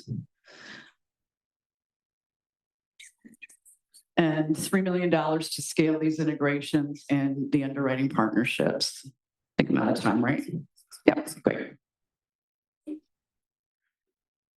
Good afternoon, everybody. How are you guys doing? Thank you. Well, I had a red eye actually, so I'm coming from one of the data center projects out in the West Coast, but I'm Dhiran. I'm super excited today to share more about how Kwant is help reduce risk in large-scale industrial, manufacturing, oil and gas, and construction projects. Well, we are aware, and myself, having worked in these mega projects for 7 years, construction is has one of the highest fatalities. 5 workers die on a job site every day, which is a massive loss to the worker's life and to the industry and the insurance companies as well. Introducing Kwant. Kwant is going to be the largest database for construction workers worldwide, construction and industrial. We provide end-to-end workforce management solution for tracking worker certification and onboarding them, to managing the subcontractors and vendors, and then our wearable sensors like our badges and hard hat sensors to track worker location, biometrics, and movements. That provides safety and productivity intelligence, increasing productivity by 15% and reducing safety incident by 50%. So we've tied that with different insurance companies for either embedded insurance or risk management. So a brief about our product. We help to digitize the worker certification and know if the workers are certified to be in a job site, or centralize also the vendor COI. So we build partnership with different companies, so making sure that COIs are valid and tracking them to making sure that they are alerted and notified before it expires. Then we have our smart badges that can help either be proactive about near misses, such as you can detect if the worker is jumping from 6 feet and above, if the worker is entering an unauthorized area or high-risk zones, or is trapped inside some, in an oil plant, you can find out where he is for evacuation. We also tied up with different cameras and biometrics. One of the IPs around our technology is that our wearables have a long battery life. It can last for about 3 years. All the data is collected for either reactive alerts that are in real time or proactive decision making. So you can see a fraud has been detected. Somebody can go and rescue them faster, without having to somebody to be him picking up the phone. He might not even have access to the phone. There might not be any network in that area. This data is also used for then predictive analytics. So we can see based upon historical safety records or their past project records, which worker is at risk or which vendor is at risk. So we can become proactive about, okay, this contractor is at high risk because he has hazardous work going on today and he hasn't submitted a document. We're also partnering with different insurance companies right now. Some are in progress, some are in partnership already right now. The first product right now is just an embedded insurance through which the insurance can be sold to 6,000 plus subcontractors that are in our system. In the future, we want to build further products along user space modeling, because we have the worker data around how much worker hours was spent on a job site. So we can tie that with payroll. We can help reduce claims or prevent fraudulent claims. There's a huge, fraudulent claims around fall, and that's happening in New York City, and we can help with preventing that. We've been growing 7% month over month for the last 12 months. That's 2.5x from the beginning of the year. And we've done this very organically and through referrals. We continue to go that riding on the wave of primarily on data center. So there's a big moving data center happening. We have several data center owners that are working with. These are actually some of the builders, but we also work directly with the hyperscalers as well. To support the data center growth, there are also a lot of oil and gas and power plants that are being built. We're also working with them as well. So you can see some of the growth that we've had with the same customers. We've grown either 2x or 4x with the same customers, through our new products or through new projects. We have a strong pipeline. We have $6.7 million right now in the pipeline, either right now currently in pilot phases or in progress. As a hardware company, we do have a strong, a pretty good pretty good margin, and this is going to keep growing as we scale. Right now, our gross margin is at 65%, but as we scale, it is only going to keep on increasing. We're currently selling through partnerships and direct channels. We have partnership with different companies you can see here. And my background, I've worked in 9 years in construction and data science. Matt has previously sold 2 companies and is our CTO. Well, David and InsurTech is our latest investor. Thank you so much for that. And he has actually been providing us with strategies around go-to-market around insurance and our new insurance products. I can give you a quick example of a case study here. This is a big LNG plant, about 7,000 workers active every day, but 20,000 workers total. We've helped reduce their safety incidents by 50% and increase the productivity by 15%. That's a saving of $4.2 million in the last 12 months actually with them.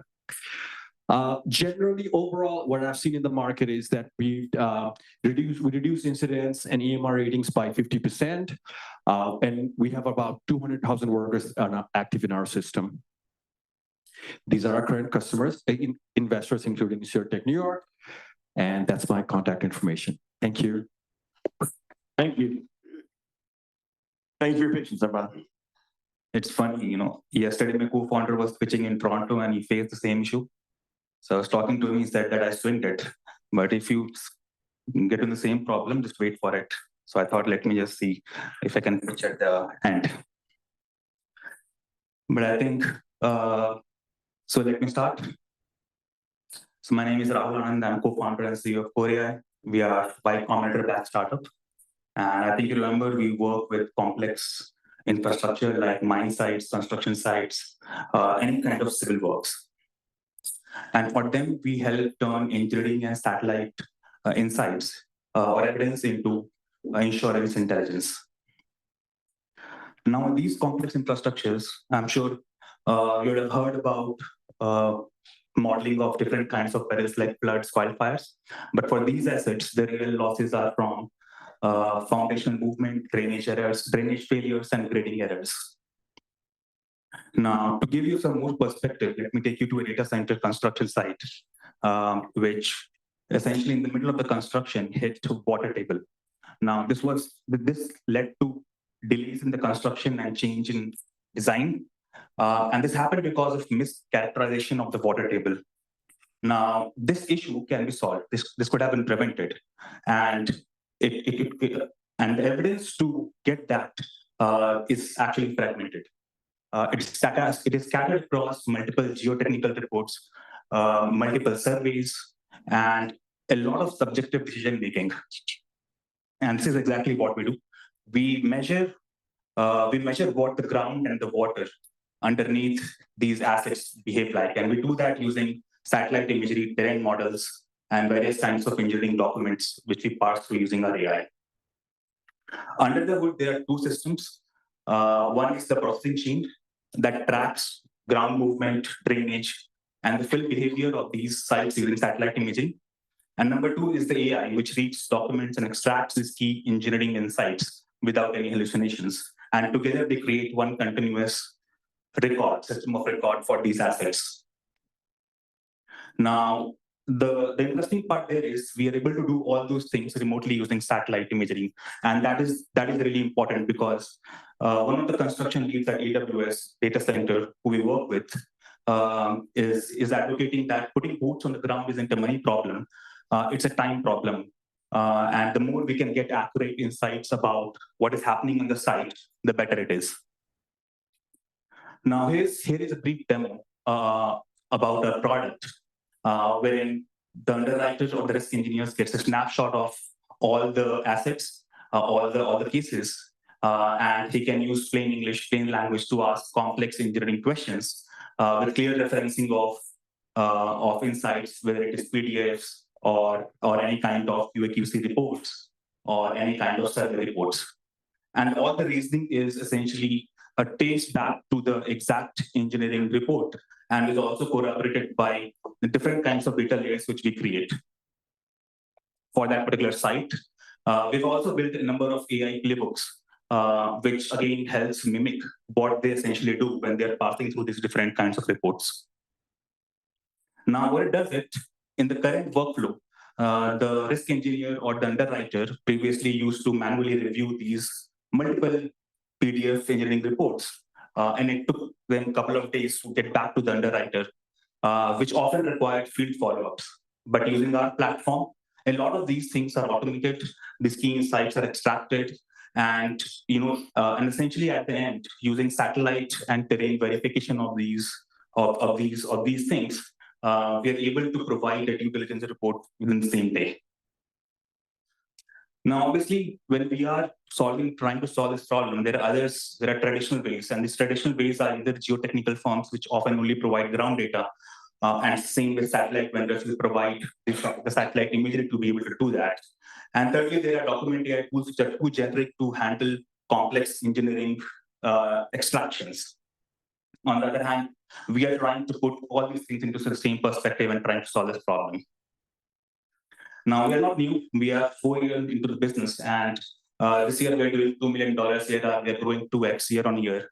We have 6 enterprise customers across insurance, mining companies, civil and infrastructure firms, including AWS. Our software margins are very good, and we are actually profitable this year. Now, as we are coming from the infrastructure background, we are expanding to insurance. Today, 90% of revenue comes from infrastructure and 10% from insurance, but by 2026, we are aiming for $1 million ARR with insurance. Our vision is to become the source of truth for physical risk. Behind this, we have a team of 20 engineers. I have background in AI and software engineering. My co-founder has background in civil and geospatial engineering. And essentially, we understand these challenges because we have lived them. This is not a hike, but both of us are trying to hike a mine site, at the top of a mine site to install some sensors in our past life. As I stand today, we are raising $1 million at 25 million cap.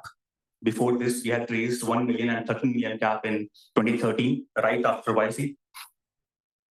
And with this money, we aim to grow our business 2.5x the next year into insurance, and then prepare ourselves for Series A next year.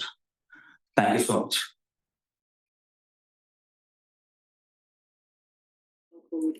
Okay, guys, let's get the party started here first. This is our next block. We're going to keep it moving for 5 minutes each. Again, and I give everybody about 30 to 60 seconds, little pause, but I will jump in when it gets to right before 60 over that. But if you can keep it in 5 minutes, we can actually get to questions in the end as well, if anybody has. Just pass the mic over, and I'm pretty sure all the decks are correct because you got them in early enough, so thank you. We're going to start with DLT Alert with Brian right now. Ready to go? This is going to get started. Thank you. Yes. Hello, my name is Brian Waltermeyer. I'm the founder and CEO of DLT Alert. Do I need to click the start it? Okay. Okay, perfect. We're one click to reducing cyber loss ratios for small business. We're essentially a tech platform built from the ground up that integrates with wholesalers, MGAs, and brokers that allows them better underwriting, better policy adherence, and a risk transfer component, which is our own. The way that we came to this problem and the solution is for the past 10 years, I was the CEO of a managed service provider, which is basically a company that provides IT cybersecurity services to small business and operating as triage for our customers between insurance companies and cyber attacks, and seeing a lot of the problems firsthand that were there costing carriers and our customers a lot of money, even though we were the MSP in the middle who was receiving all the money. So it was nice that way, but the problems were evident. We're doing a bridge round up to $1.5 million in the form of a safe, but we're looking to wrap it up before the end of the year. The problem that we set out to solve: cybersecurity posture is difficult to obtain, policy adherence is hard to enforce, and slow recovery times increase the severity of losses and thus larger loss ratios.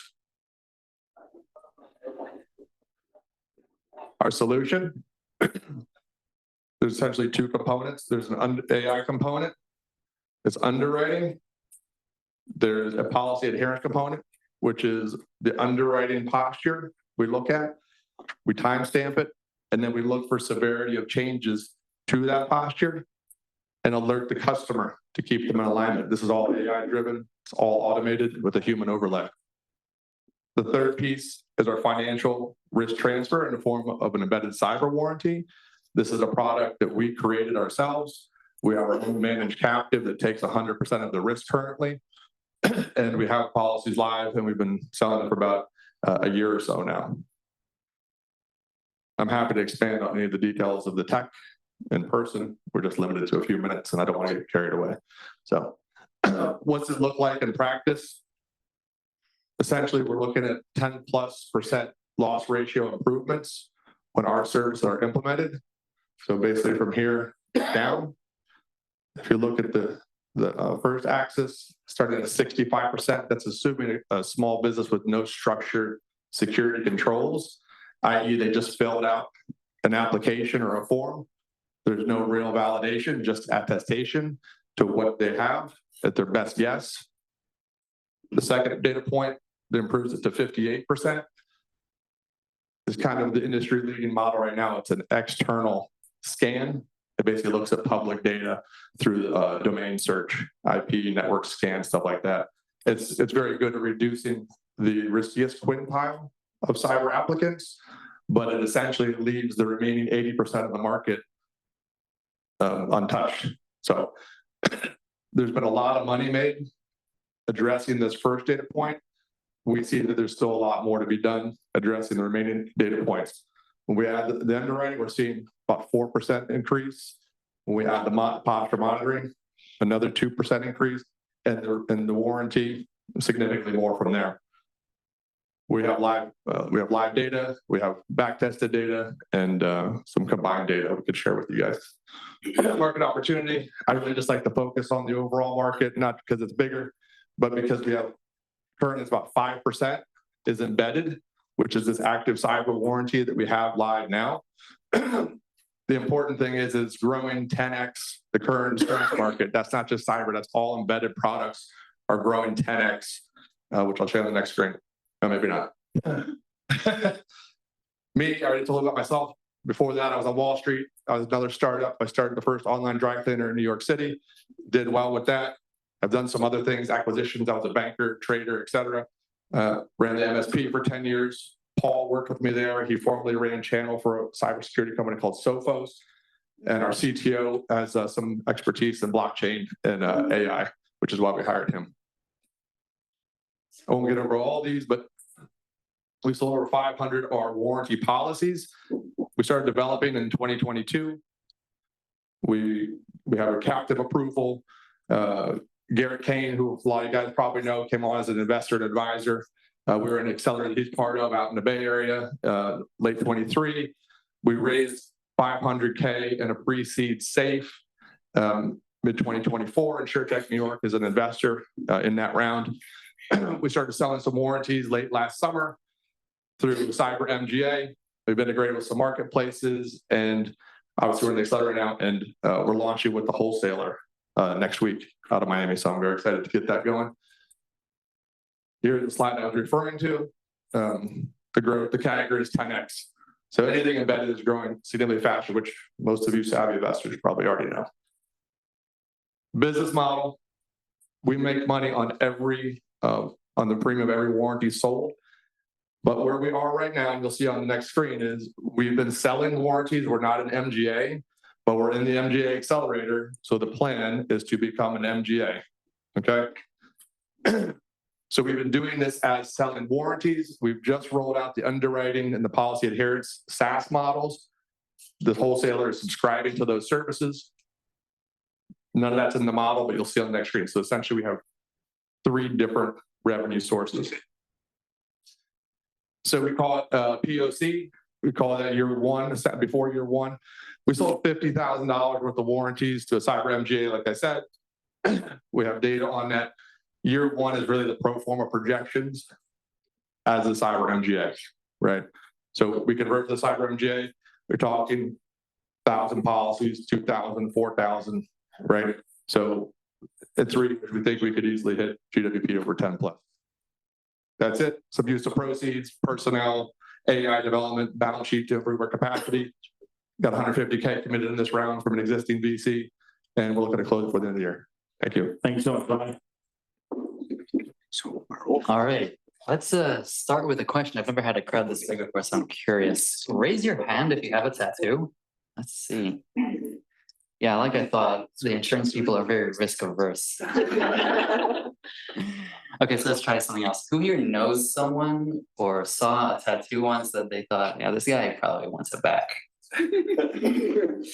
Yeah, so that's kind of lines up with reality. So a third of the adult population has a tattoo. In Europe, that number is even bigger. 25% of the people who have a tattoo end up regretting at least one of it, and only 10% ever do something about it because the cost of removing or changing your tattoo is very, very high. We're talking, 4 to 10 times the cost of your tattoo for a laser removal.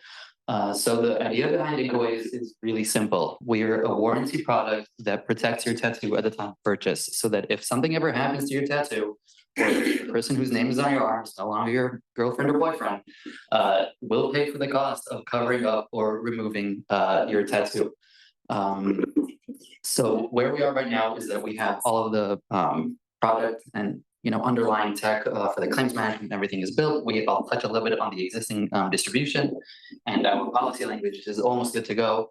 And the way we plan to go to market is kind of a two-pronged approach. One is selling to the customer at the point of sale, so we can embed our coverage like your traveler's insurance. When you book an appointment for your tattoo artist, you'll get a pop-up to add protection to your plan. We have 2 different booking platforms that we have agreements with to embed this in. And then the second way is B2B, but then that turns it B2B2C, basically selling to the tattoo shops, kind of a group policy that protects all of their clients for a free year. So a person comes to the client, the shop, and tell them, hey, you have a year of customer satisfaction guarantee or something like that. And the way that works is that we wholesale this product to MGAs that are selling GL into tattoo shops. So basically, they're buying the insurance. With that insurance, they're getting our warranty into their shop. When a person activates, the shop will get the commission on that client's renewal a year later, and they act as our claims fulfillment. So if someone needs a cover up, they can only work with a shop that's in our network, right? So as it currently stands, as of actually a week ago, it's no longer accurate because we have more. This is our current plan for distribution. So we have specialty MGAs that have committed to white label this. We have tattoo artist associations going to offer our coverage to their shops at a discount. And those B2B subscriptions, which aren't risk, they're subscriptions to be in the network. The risk happens when someone actually activates their coverage. Turn into B2B2C, which is basically users scanning QR codes in shops and activating their auto-renewing subscription a year later. That's one channel. And then obviously we have actually 3 booking platforms now that we're going to embed with, and tattoo removal clinics that are our claim fulfillment network will also help promote. They also have tattoo shops. Basically, this is the actual addressable market, obtainable market. We actually can we have in our pipeline right now. For reference, there are about 25,000 tattoo shops in the States, about 150 individual artists. And every shop has between 100 and 150 clients per month. So this kind of works into our feasible growth plan, selling to 300 shops within a year and grow that to 10% of the market within 3, especially with specialty MGAs and capturing a big bunch of the actual appointments being booked in real time. Really get to create and dominate a brand new kind of market. So that's all I had. We're currently raising a pre-seed round. So if you guys invest in those early stages, I'm more than happy to talk details. And thank you very much for your time. Awesome. Can everyone hear me? Okay, awesome. Hi, everybody. It's great to meet you. I'm Mohit. I'm the co-founder and CEO of InsureLab. We are an AI native insurance MGA starting in the management liability insurance space. So insurance is a massive industry, right? It surprised me when I learned that it's 12% of US GDP, but it's still really ancient and bureaucratic. And no one feels this more than the 36 million small businesses that struggle with insurance every year, right? They face slow quotes, high costs, and sometimes just flat out rejections from carriers. And the reason for this is that it's really hard to underwrite small risks, right? It's full of tedious, time-consuming manual tasks for both the broker as well as the underwriter, right? The underwriter has to go through the application form. All of this happens over email. They're putting that back into their system.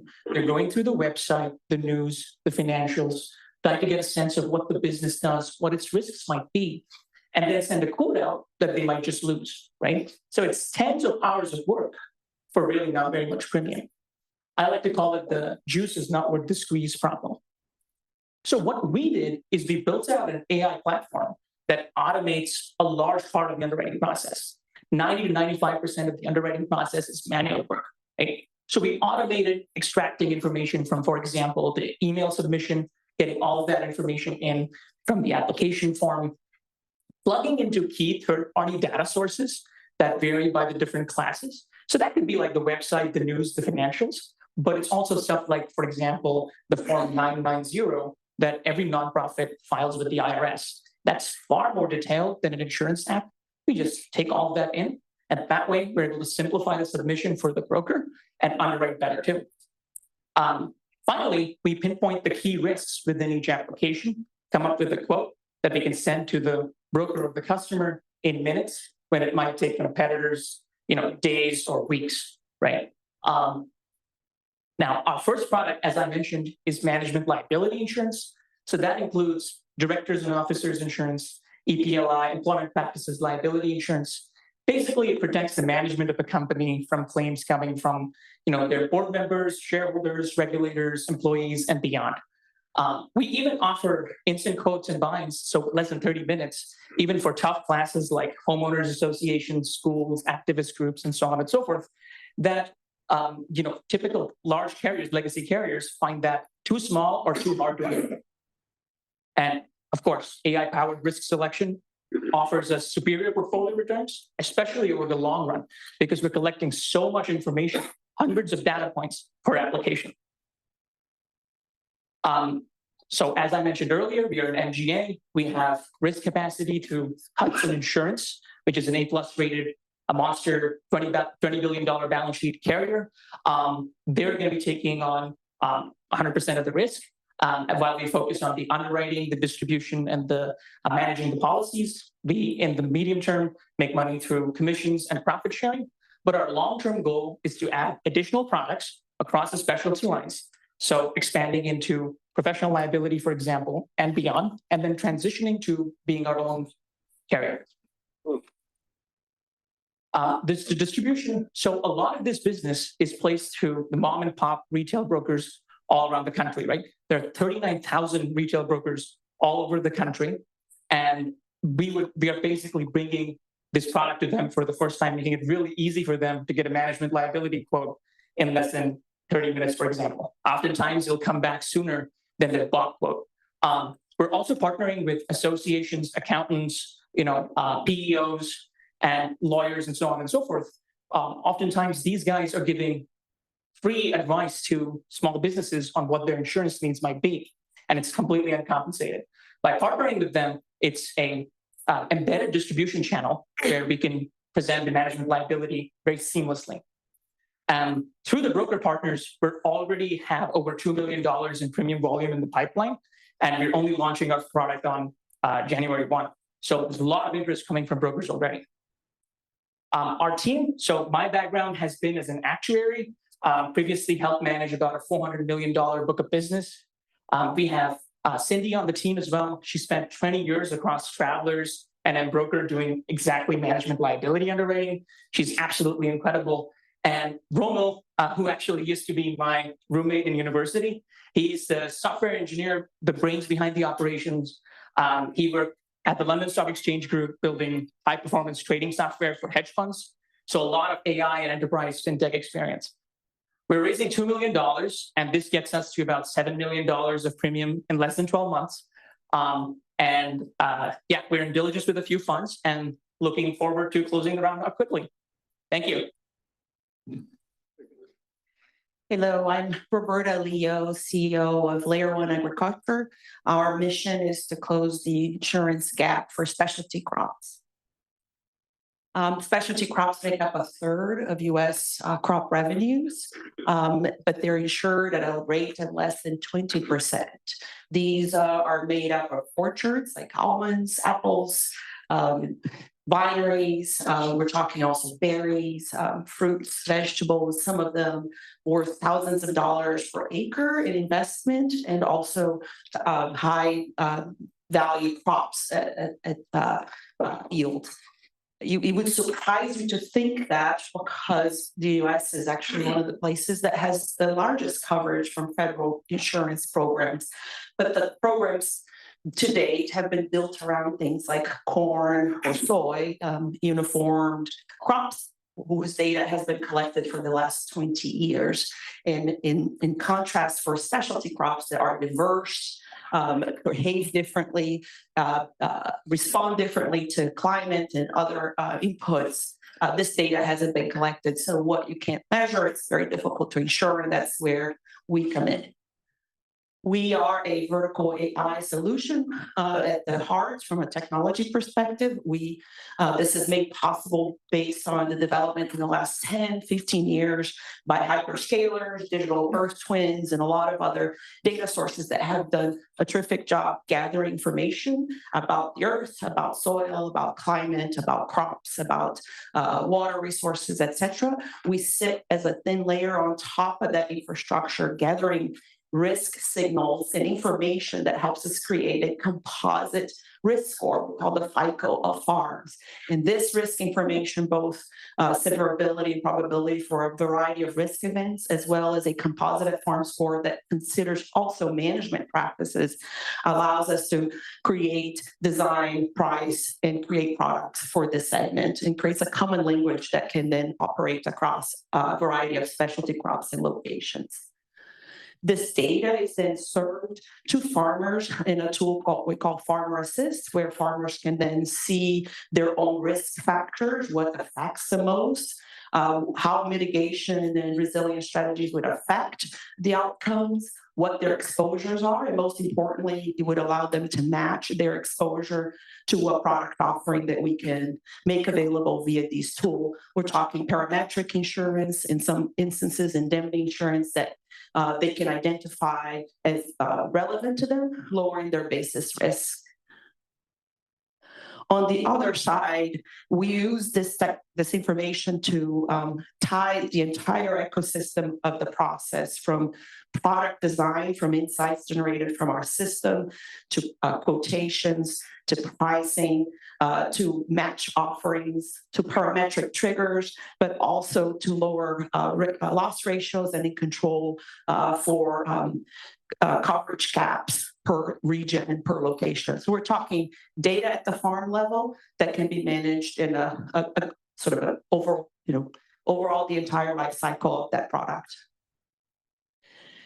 Globally, this is an $88 billion opportunity in terms of premium. So this is not market size, but premium opportunity.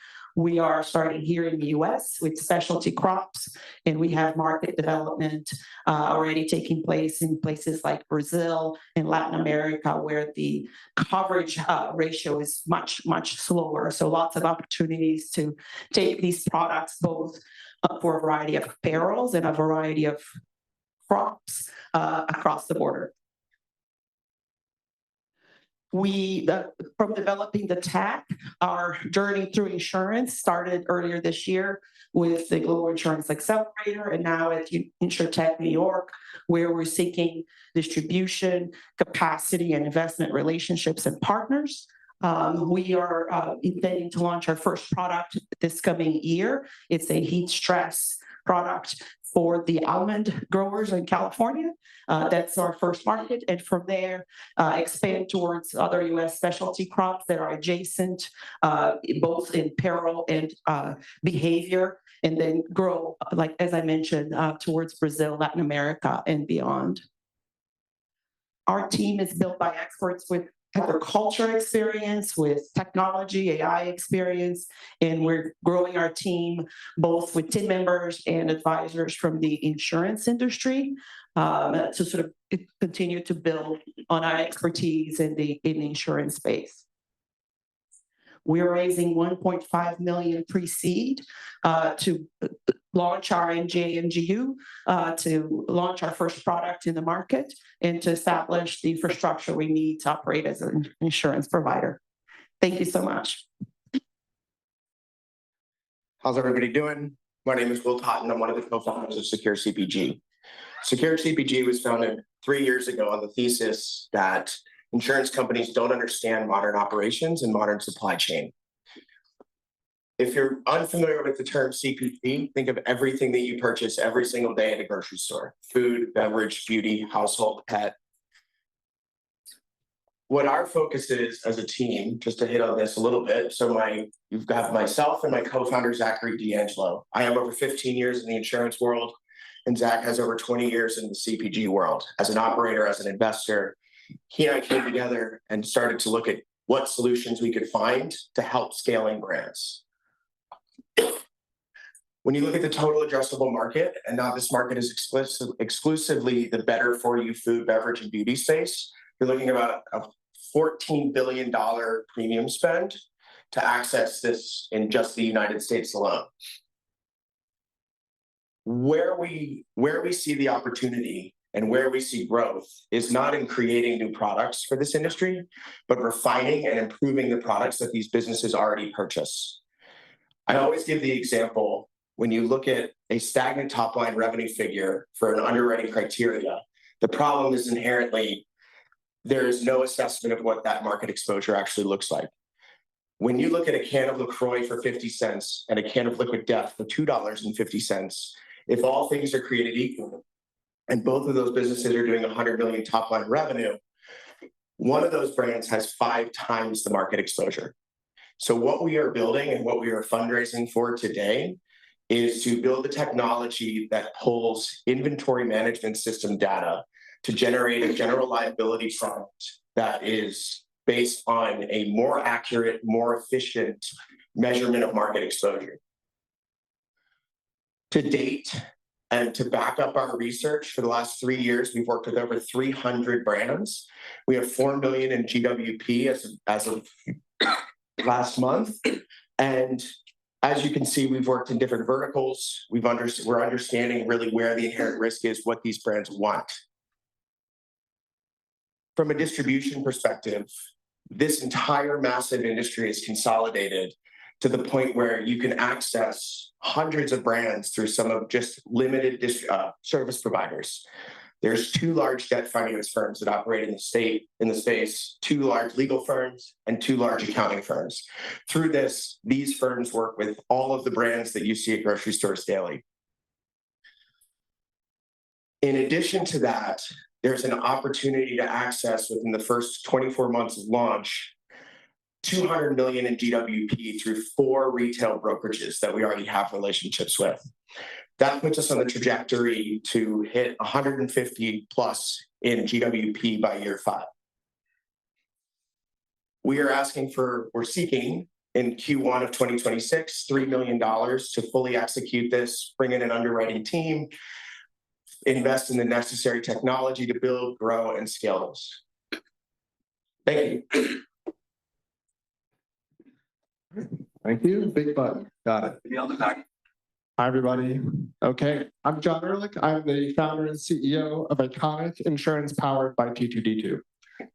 So T2D2 has launched an MGA called Iconic, and we are providing commercial property insurance in the E&S space for older and historic properties, backed by our 5-year-old industry-leading AI computer vision inspection technology.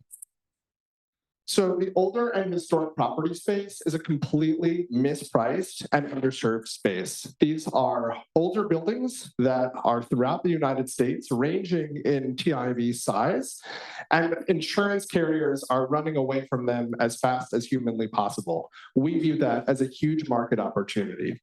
The minute that you check the box that you see on the right here, insurance carriers almost immediately exclude that from their coverage entirely, or they assess a huge multiplier to your insurance rate that is not priced accordingly with the price to repair or replace the building in the case of a loss. As a result, there are very few options for property owners in this space.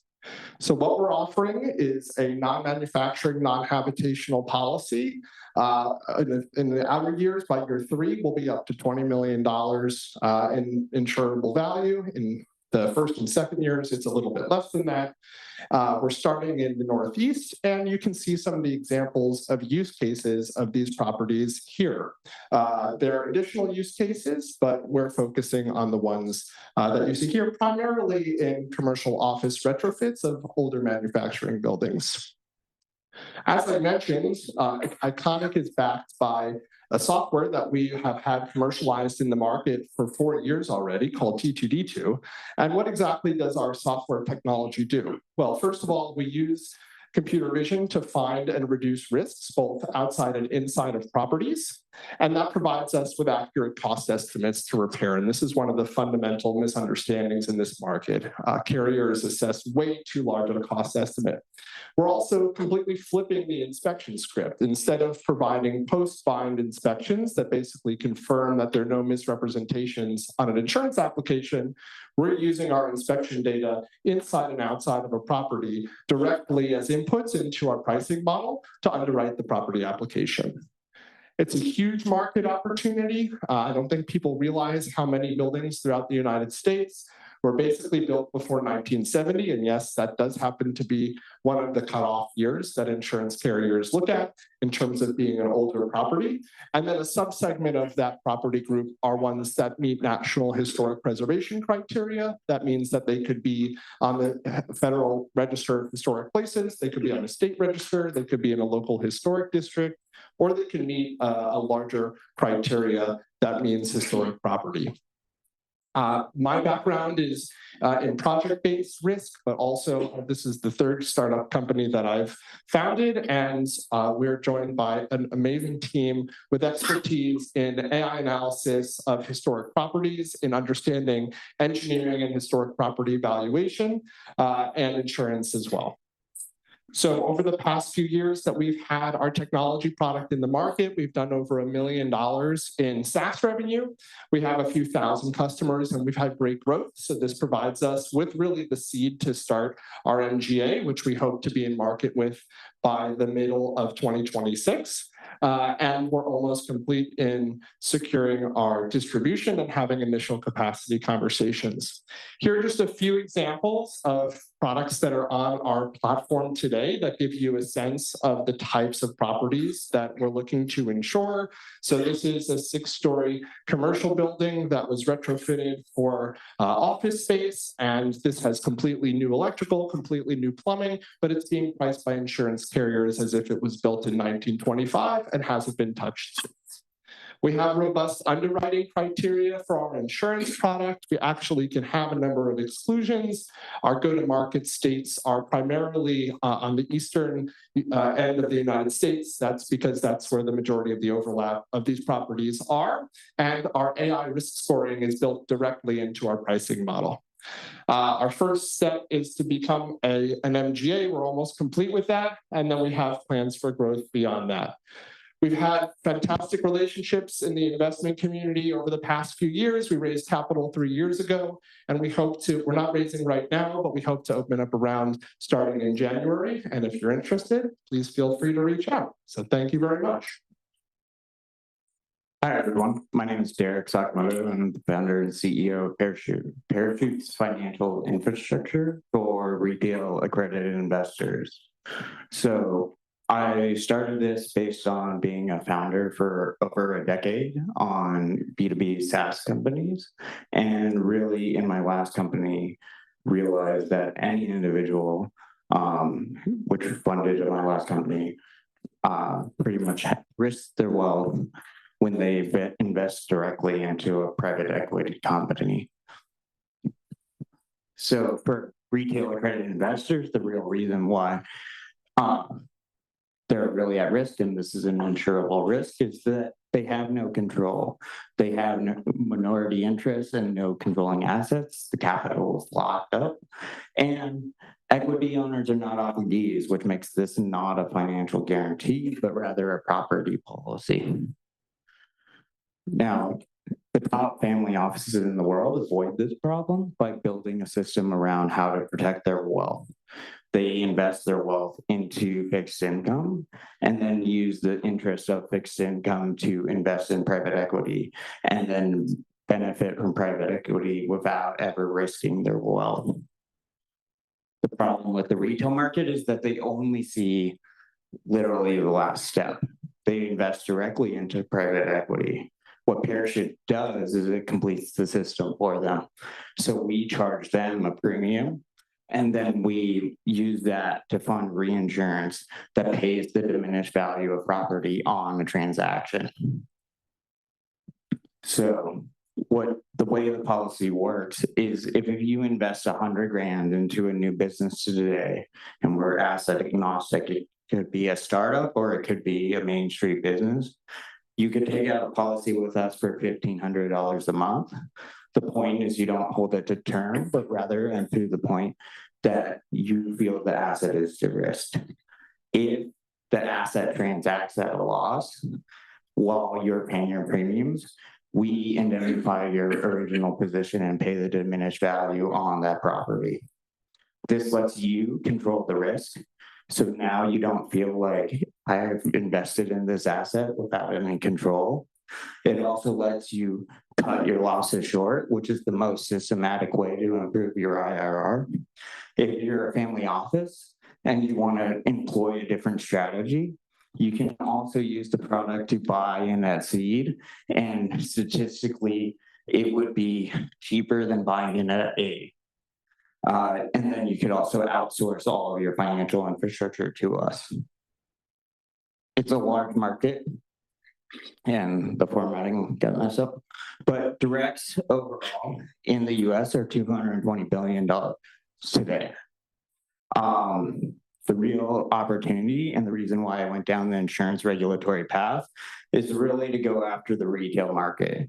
This is totally underutilized. There's 24.3 million accredited investors in the US. They all have capacity by definition to invest 100K into private equity. And so if going after that market, it's a $1.2 trillion SAM. Beyond that, there's not enough data to build these types of tools for the institutional markets, and we could go down that road as well. Through MDA Lab, I was able to build a great team and get mentors to do this. And the pattern that I found that has been in another part of my life as an outdoor influencer was when these risky activities become safe, they become more popular. Our go-to-market is really to partner with economic development offices. This gets us to scale really quickly. So SBA has a $10 billion private credit fund called SSBCI 2.0. 900 million is in 27 states that's allocated for direct equity investment. We can protect those assets and the private matches that unlock that capital. That helps the states actually deploy the capital quickly. And if we do 20% of market penetration on that, that is a $32 million GDP in 2 years. Overall, we expect that we can grow really quickly, and we're raising $2 million for 24 months of runway to launch and expected to launch in Q1. And please reach out if you want to talk further. Hello. A lot of faces in this room. I'm very excited to be talking about Qixent today. And what we are talking about is the next generation of insurance products. I don't know if you saw the newsletter that came out recently from InsurTech NY that was focused on the election results and how millennials and Gen Z want more coverage and they want more kind of indemnification and they want insurance. That's kind of where we're talking about. It's actually pretty fantastic timing here. A little bit about me, if you don't know me, my background has all been in insurance. I love insurance. I've worked in very different ways. Swiss Re, Allstate, co-founder at Seago, some of these brands you might have heard of, some of them you might not have, but I love insurance and I love insurance product design and development. My colleague and my co-founder is Glenn, who's an actuary, data scientist that works in a bunch of different ways. And then our third colleague is Anne, who's been supporting us in all the marketing, what we're doing. And so the idea here is that the market has changed, right? Gen Z, millennials, they want something different. And we're not really giving it to them.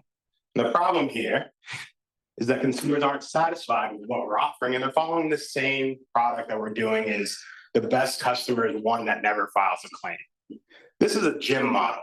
This is Planet Fitness hoping to sell all of their capacity and then hope that not everyone comes in on January 2nd to use the treadmill. That is not what we wanted as an insurance company, and we should be doing a little bit better. And there's a way we can do that. Instead, what we should be doing is coverage for property and liability included with your purchase for free. No longer pay for insurance. Give it away. Just give it away for free to everyone. That's what we're building at Qixent. And to show you how this works, because I'm sure a lot of you are skeptical, the idea here is that the businesses are our customers. Their end customer is our user. And what is happening is that a business will make a warranty or a guarantee to their customer. When that customer experiences a loss, they will go back to that business and say, hey, we need remediation. The remediation will happen from the business. And then we sit behind the business and we provide the contractual backstop and the reimbursement to the business. We call this our CLIP model, our contractual liability model. What is nominal is that this is not actually insurance. What this is us giving away and including as a mandatory and non-contributory product, Mac Moss, whatever you want to do. If you want to get technical, I'm happy to talk about it a little bit more. But this is us giving away coverage that would have otherwise had to go through a carrier, go through an agent, be a separate transaction. Instead, we can give it away with no contribution from the end customer. And this is not an idea that is like, well, I guess it kind of is, I'm hoping it is. But the lines of business that we're serving is solar, where we do production guarantees. You invest in a solar system, you want to know that that solar system is going to produce the amount of energy that you expect it to. So we will guarantee that energy. And if you have a shortfall on a parametric basis, we will pay you for the difference. Really easy product. Kind of saw an opening where there's an opportunity where an insurance industry that doesn't really support solar, we can step in really well and offer this. Next one is gig economy and homeowners. These are ones that we're piloting, that we're launching, and that we plan to expand in as we go further. But on the gig economy, we are offering supplemental commercial liability. So now as a driver, when you go to Uber, you're not expected to buy a bigger policy, buy a bigger commercial policy. Uber is just giving you supplemental coverage for property damage, bodily injury, cargo when you use their platform. You are not paying for it directly. It just comes out of the payments that you have. For Qixent, we are contracted with Uber in this instance. And then their drivers and their gig workers are getting this all for free. Give it away for free. Homeowners, parametric loss coverage. When you go in and you buy an insurance policy, there are some unforeseen costs that you might not have thought of when there's a claim that arises. We will offer up to 20% boost of your claim in order to cover some of those losses, the additional costs that come with it. For example, you had a fire in your kitchen. Now the wood that you had on your floors no longer matches. We need to update the whole first floor's wood. That's what our coverage is here for. The unit economics on this is all based on cost. There's a risk bearer that has a risk premium. We have our revenue that's added on top of it. This is the contractual liability. The business then has the option to add a margin because they are not they're not restricted from adding margin because this is not insurance. So now they can offer it with margin that they wouldn't have been able to get otherwise. The total cost of the customer ends up being X plus Y. What we're seeking is investors to support building the next stage in the generation of products. We've done 250,000 a day via Safe. David is definitely going to be the last check that comes through on that. And with that 250, we built a pipeline here of about $7 million in 5 months. This is a lot of work for 3 people. And right now, this money will be used to convert those into deals and close those and ink those. We have our insurance stack over here where it's us as the administrator. NextGen is an MGA. It's a wholly owned subsidiary. Then we have Velaris Re as a reinsurance partner. We have Great American for A+ coverage. Talk to me afterwards. Thank you for having me. That's number 38 today, so bear with me. I'll tell you what Armadillo is. We are a product manufacturer who manufacture home service contracts or home warranties. We were founded in 2021. We've sold tens of thousands of contracts. We have tens of thousands of active contracts. These are homeowners. They pay monthly, they pay annually, and what they get in return is Armadillo servicing their systems. So their HVAC systems in their homes, their plumbing, their electric, their appliances. We have a network in 50 states. We're in all 50 states of plumbers, electricians, HVAC techs. We'll dispatch them to a person's home, and we'll also provide financial protection. We'll cover those costs. You've heard warranty a few times here, just in this last bucket. Warranties are great. They have all the advantages of being insurance, while not having all the disadvantages of being insurance. So we really like that space. We operate in the home warranty industry. This is a legacy industry. What you see here are a few screenshots of articles about how the largest player in the space, American Home Shield, that owns over 50% market share, provides a pretty bad product. This is a problem with the industry. It's not just the largest player, it's pervasive. And this is also a niche market.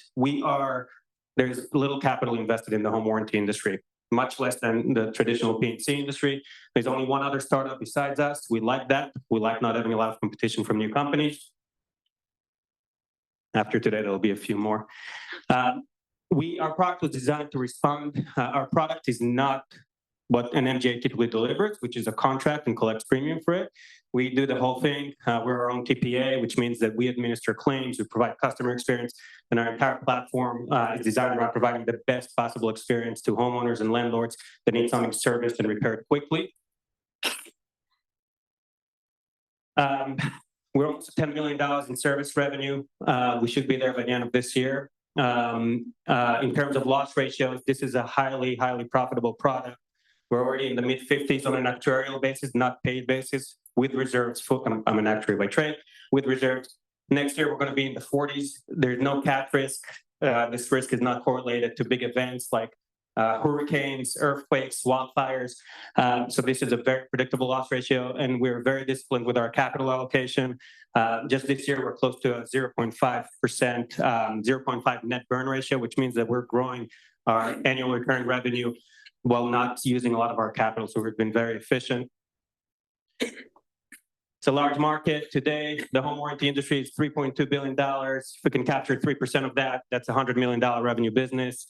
But we're looking at the entire US population of the homeowners and tenants that need to service their items, and the inflation and the cost of servicing those items, which means that if we capture 0.1% of that, we can build a $100 million revenue business. Our product is a high engagement product. We talk to our homeowners at least once a year, if not more than that. And most of our clients are new homeowners, young families that need other products like home protection, home security system, home insurance, and other products, on-demand services. So we're looking to expand into other revenue streams. And our biggest channel is real estate. That's about 60% of our business. That's where we take market share from the legacy players. And then our other channels, about 40% of our business, are new channels that we've essentially either invented or we're able to crack.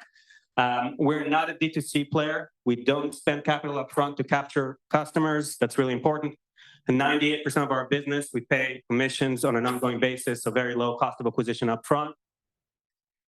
And we're not raising right now, but we will be raising in 2016. It will be 2026. It will be a Series A. And if you're interested in being on our distribution list and seeing what's happening on the inside as we go through our journey, please contact me. My email is here. You can find me on LinkedIn under Matan Slack, or you can reach out to that guy over there, David Gritz. Thank you. Hi there. My name is Dion Merkovich. I'm the co-founder of Goose and Smart Bunny, and we are trying to solve consumer underinsurance with our insurance super apps. I'll talk about the team for a second. This is my second InsurTech startup. I started another one with my brother Daniel. But our team actually has 125 years of experience in insurance, mobile, and D2C. We've actually raised $8 million of seed.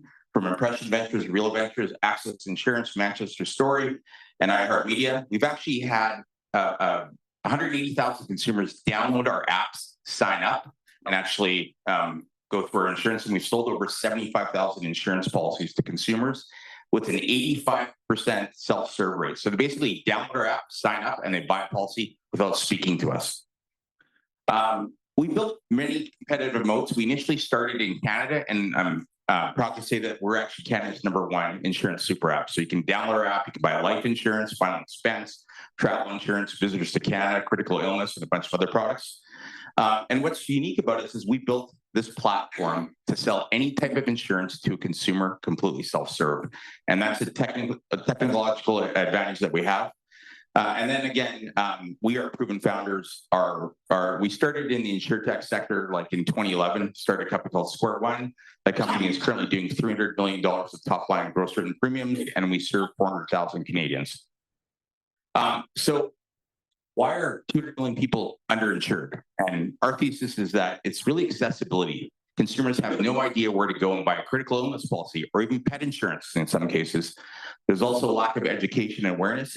And in North America, you have massive industry silos that do not allow consumers to be cross-sold to. So, Allstate's going to sell you car insurance, but they're not going to sell you critical illness, as an example.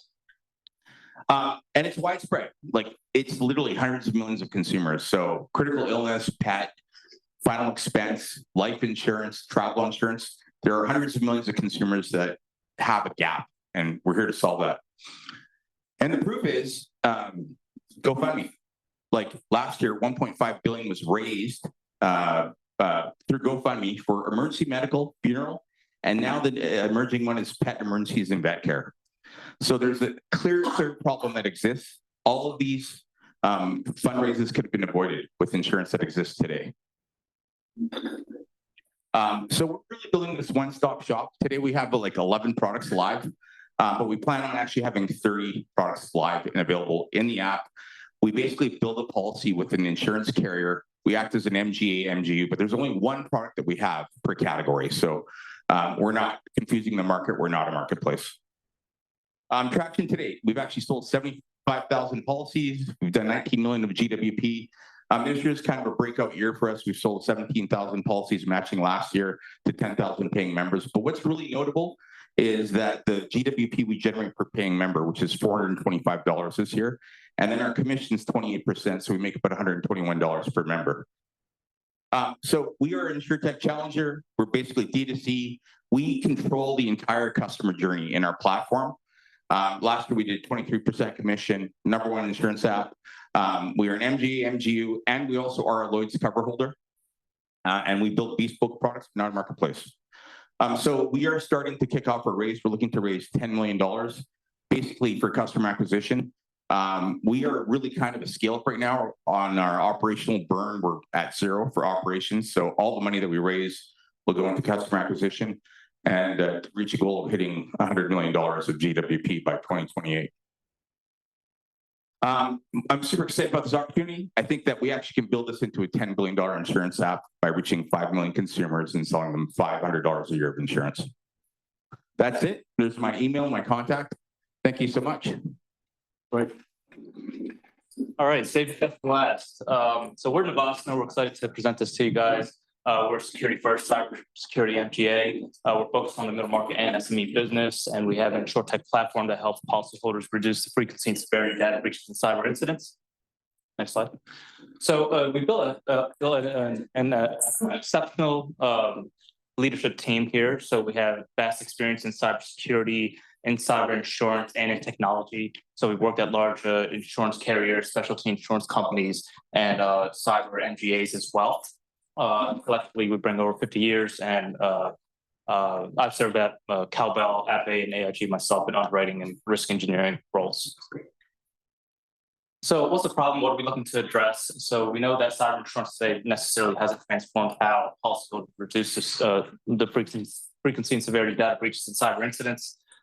So we see an uptick in ransomware and business email compromise and wire transfer fraud. So across the board, claims just are seeing an uptick.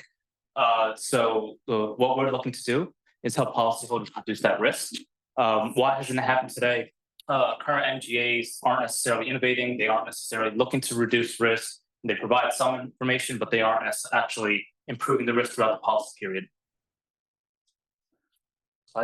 And really what you have to do is just return to the fundamentals. So the submission process throughout the policy period, lowering the loss ratio, and then being sticky at renewal with the policyholder and rewarding them for being proactive with their cyber posture. Yeah, thanks, Manu. How about now? Okay, great. Thanks, Manu. So we built Navasana's AI-led platform around these fundamentals. And we should first say too, as far as submissions are concerned, an AI-led workflow for submissions and all like is table stakes now. So how do we go beyond that in ramping submissions? We do it by positioning brokers, both retail and wholesale, to go out, compete, win more new business, and retain more customers year over year. And how do we do that? By making the broker the cyber expert in the room. We've got a demo that we can show you, but it takes up too much time, so we'll keep going and I'll just tell you about it for a second. But ideally, we have reports based on our platform that can provide brokers with bespoke cyber insights into what's going on in the wild, what's going on in their portfolio, what's going on with individual clients. We can put that at a broker's fingertips to provide them or position them to add more value to their customers. And we believe that that's going to help them, again, win more new business and retain more customers year over year. How do we lower loss ratios? We incentivize and enable policyholders towards good behavior. And we are super transparent about what that looks like. So going into the policyholder UI on our platform, we can position policyholders so that they can integrate their tech stack with Navasana's platform via simple API integrations. Again, we are super transparent about why they should do that, what's in it for them, not just in terms of some risk score. We have that, obviously, but we also translate that into dollars and cents in the form of a credit that they can apply to their premium upon renewal. This then provides us with more information about MFA configs, about cloud security, about email security that any questionnaire just won't be able to do. It also positions us to go further and add more value to the policyholder. Again, this is the policyholder UI in our platform that we can actually show them, hey, look, here are the 5 things that would really move the needle for you in reducing the risk and avoiding an incident. If you do any number of those 5 things, this is what it translates to in terms of incentive, but again, in the form of a credit that you can apply to your premium upon renewal. Speaking of renewals, how do we get sticky with renewals? Again, it's all about transparency and enabling customers to improve their risk posture. Again, this is going back to the broker UI. The broker can log into the client policy module. They can see what the renewal looks like well ahead of time. They can log into specific policyholders and see what the renewal looks like, the basic information of the policyholder, the company itself, what the incentives are for completed actions that's potentially on the table in terms of unlocking value. Again, the broker can help the policyholder unlock more value. They can see what completed actions have already been done. In this case, I think there's a little bit of a lag. In this case, this policyholder has already connected multiple applications via the platform. They can scroll down further and actually position the policyholder to unlock more value, in this case, in the form of 6 security tasks that the policyholder can perform, and the broker can guide the policyholder towards and reducing the premium by 13% and saving $7,000 annually. So there's nobody in the market really doing this. We're coming up on time. There's nobody in the market currently doing this. Nobody has a platform built from the ground up around these fundamentals. Nobody is really incentivizing and enabling risk reduction and being super transparent about it and being consistent about it. So that's what we built Navasana's platform around. We think that's going to transform this market in the years to come. Right now, we just closed our pre-seed. We're looking to raise seed by end of Q1. We, like Manu said, we've got a great team. We want to continue to build that team. We've just brought on our head of underwriting, Joel Furman, is a rock star in the back of the room if anyone asks for more questions. We have our MVP. We have ongoing conversations with capacity providers. We had a great data capacity day yesterday. So if you're interested in that and you're interested in getting more involved in Navasana, please let us know. You can contact us directly, or you can go through David and Tony at MGA Labs. Great, thank you so much. We were responsible for all the startups that came through today. That was a lot. Different focuses. Thank you guys all for being here. Before you go, there's a couple of logistics that David and Tony want to go through. Well, thank you guys, definitely Amazon for helping us out here. Hold on. Yeah, so really appreciate the startups pitching and also the investors that were here as well. We'll probably have a little bit of networking at the end, but you're probably wondering what's next. So we have 2 events coming up soon. First, Stacy and I run InsurTech Slope. Stacy, if you want to come up. This is an event in January just for founders and investors. And it's a way to have authentic conversations. So there's no recordings. There's no people from journalists like taking notes. It's really just having a conversation with other founders about how you're doing, what you're doing, and then we ski together. And then more importantly, coming up, if you're not a founder investor, or if you are a founder investor, save the date. January is fun, but March is required. So come out March 30 and 31st for our spring conference. We have the early stage startup competition that Tony talked about. So, if you have friends, get them to apply. But we would love to see you. It's going to be over 1,000 people again next year. All right. Thanks, everyone.